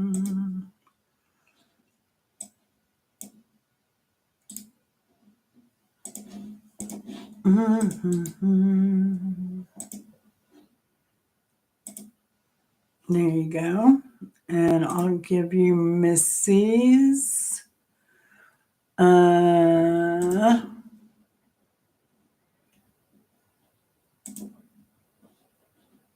it's raining. Man, we needed that. I just put some spring onion bottoms from some spring onions I got from the store. Just put them in the garden beds today.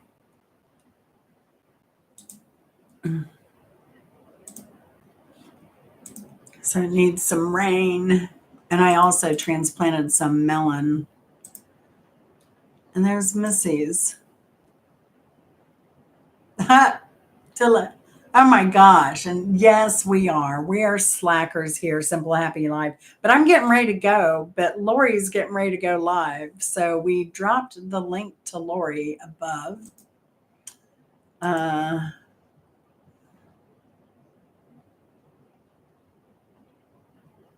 uh, yeah. And I'll just pin it. It's Lori prepping for heaven, I believe. Yes, Lori hyphen prepping hyphen for hyphen heaven. So she is getting ready to go live. So we can go check her out over there while we wrap up for the night and get ready for bed. And then Missy, hit me up, girl. We'll try and hook up this weekend. And only thing I've got to do, and I can maybe do this tomorrow, is I got to get some squash planted. I got it. I can't find it in the stores. So I got to get it in the ground so I can have some. So better late than never. So I love y'all. Thanks for hanging out with me. My rambling and talking about this and that. It's always nice to hang out and have chat and girl time and all that stuff. Did we lose Mrs. Hopkins? She's still gone to give Mama B some medicine. Anyway, y'all, thanks so much. I always have a good time. I really that's what I don't like about being on the road is missing y'all. I don't know, watching videos is harder because Chris goes to bed and I know I've got to get up and get the road, do stuff. And it's hard to get in all my videos and all that stuff. So I do miss y'all. All right. Simple Happy Life. Head on over to Laura's and we'll see you later. Love y'all. Have a good one. Bye. Yeah, girls rules. That's right. Girl power. See y'all. I guess I should end my stream, huh? Good night, y'all. Love you.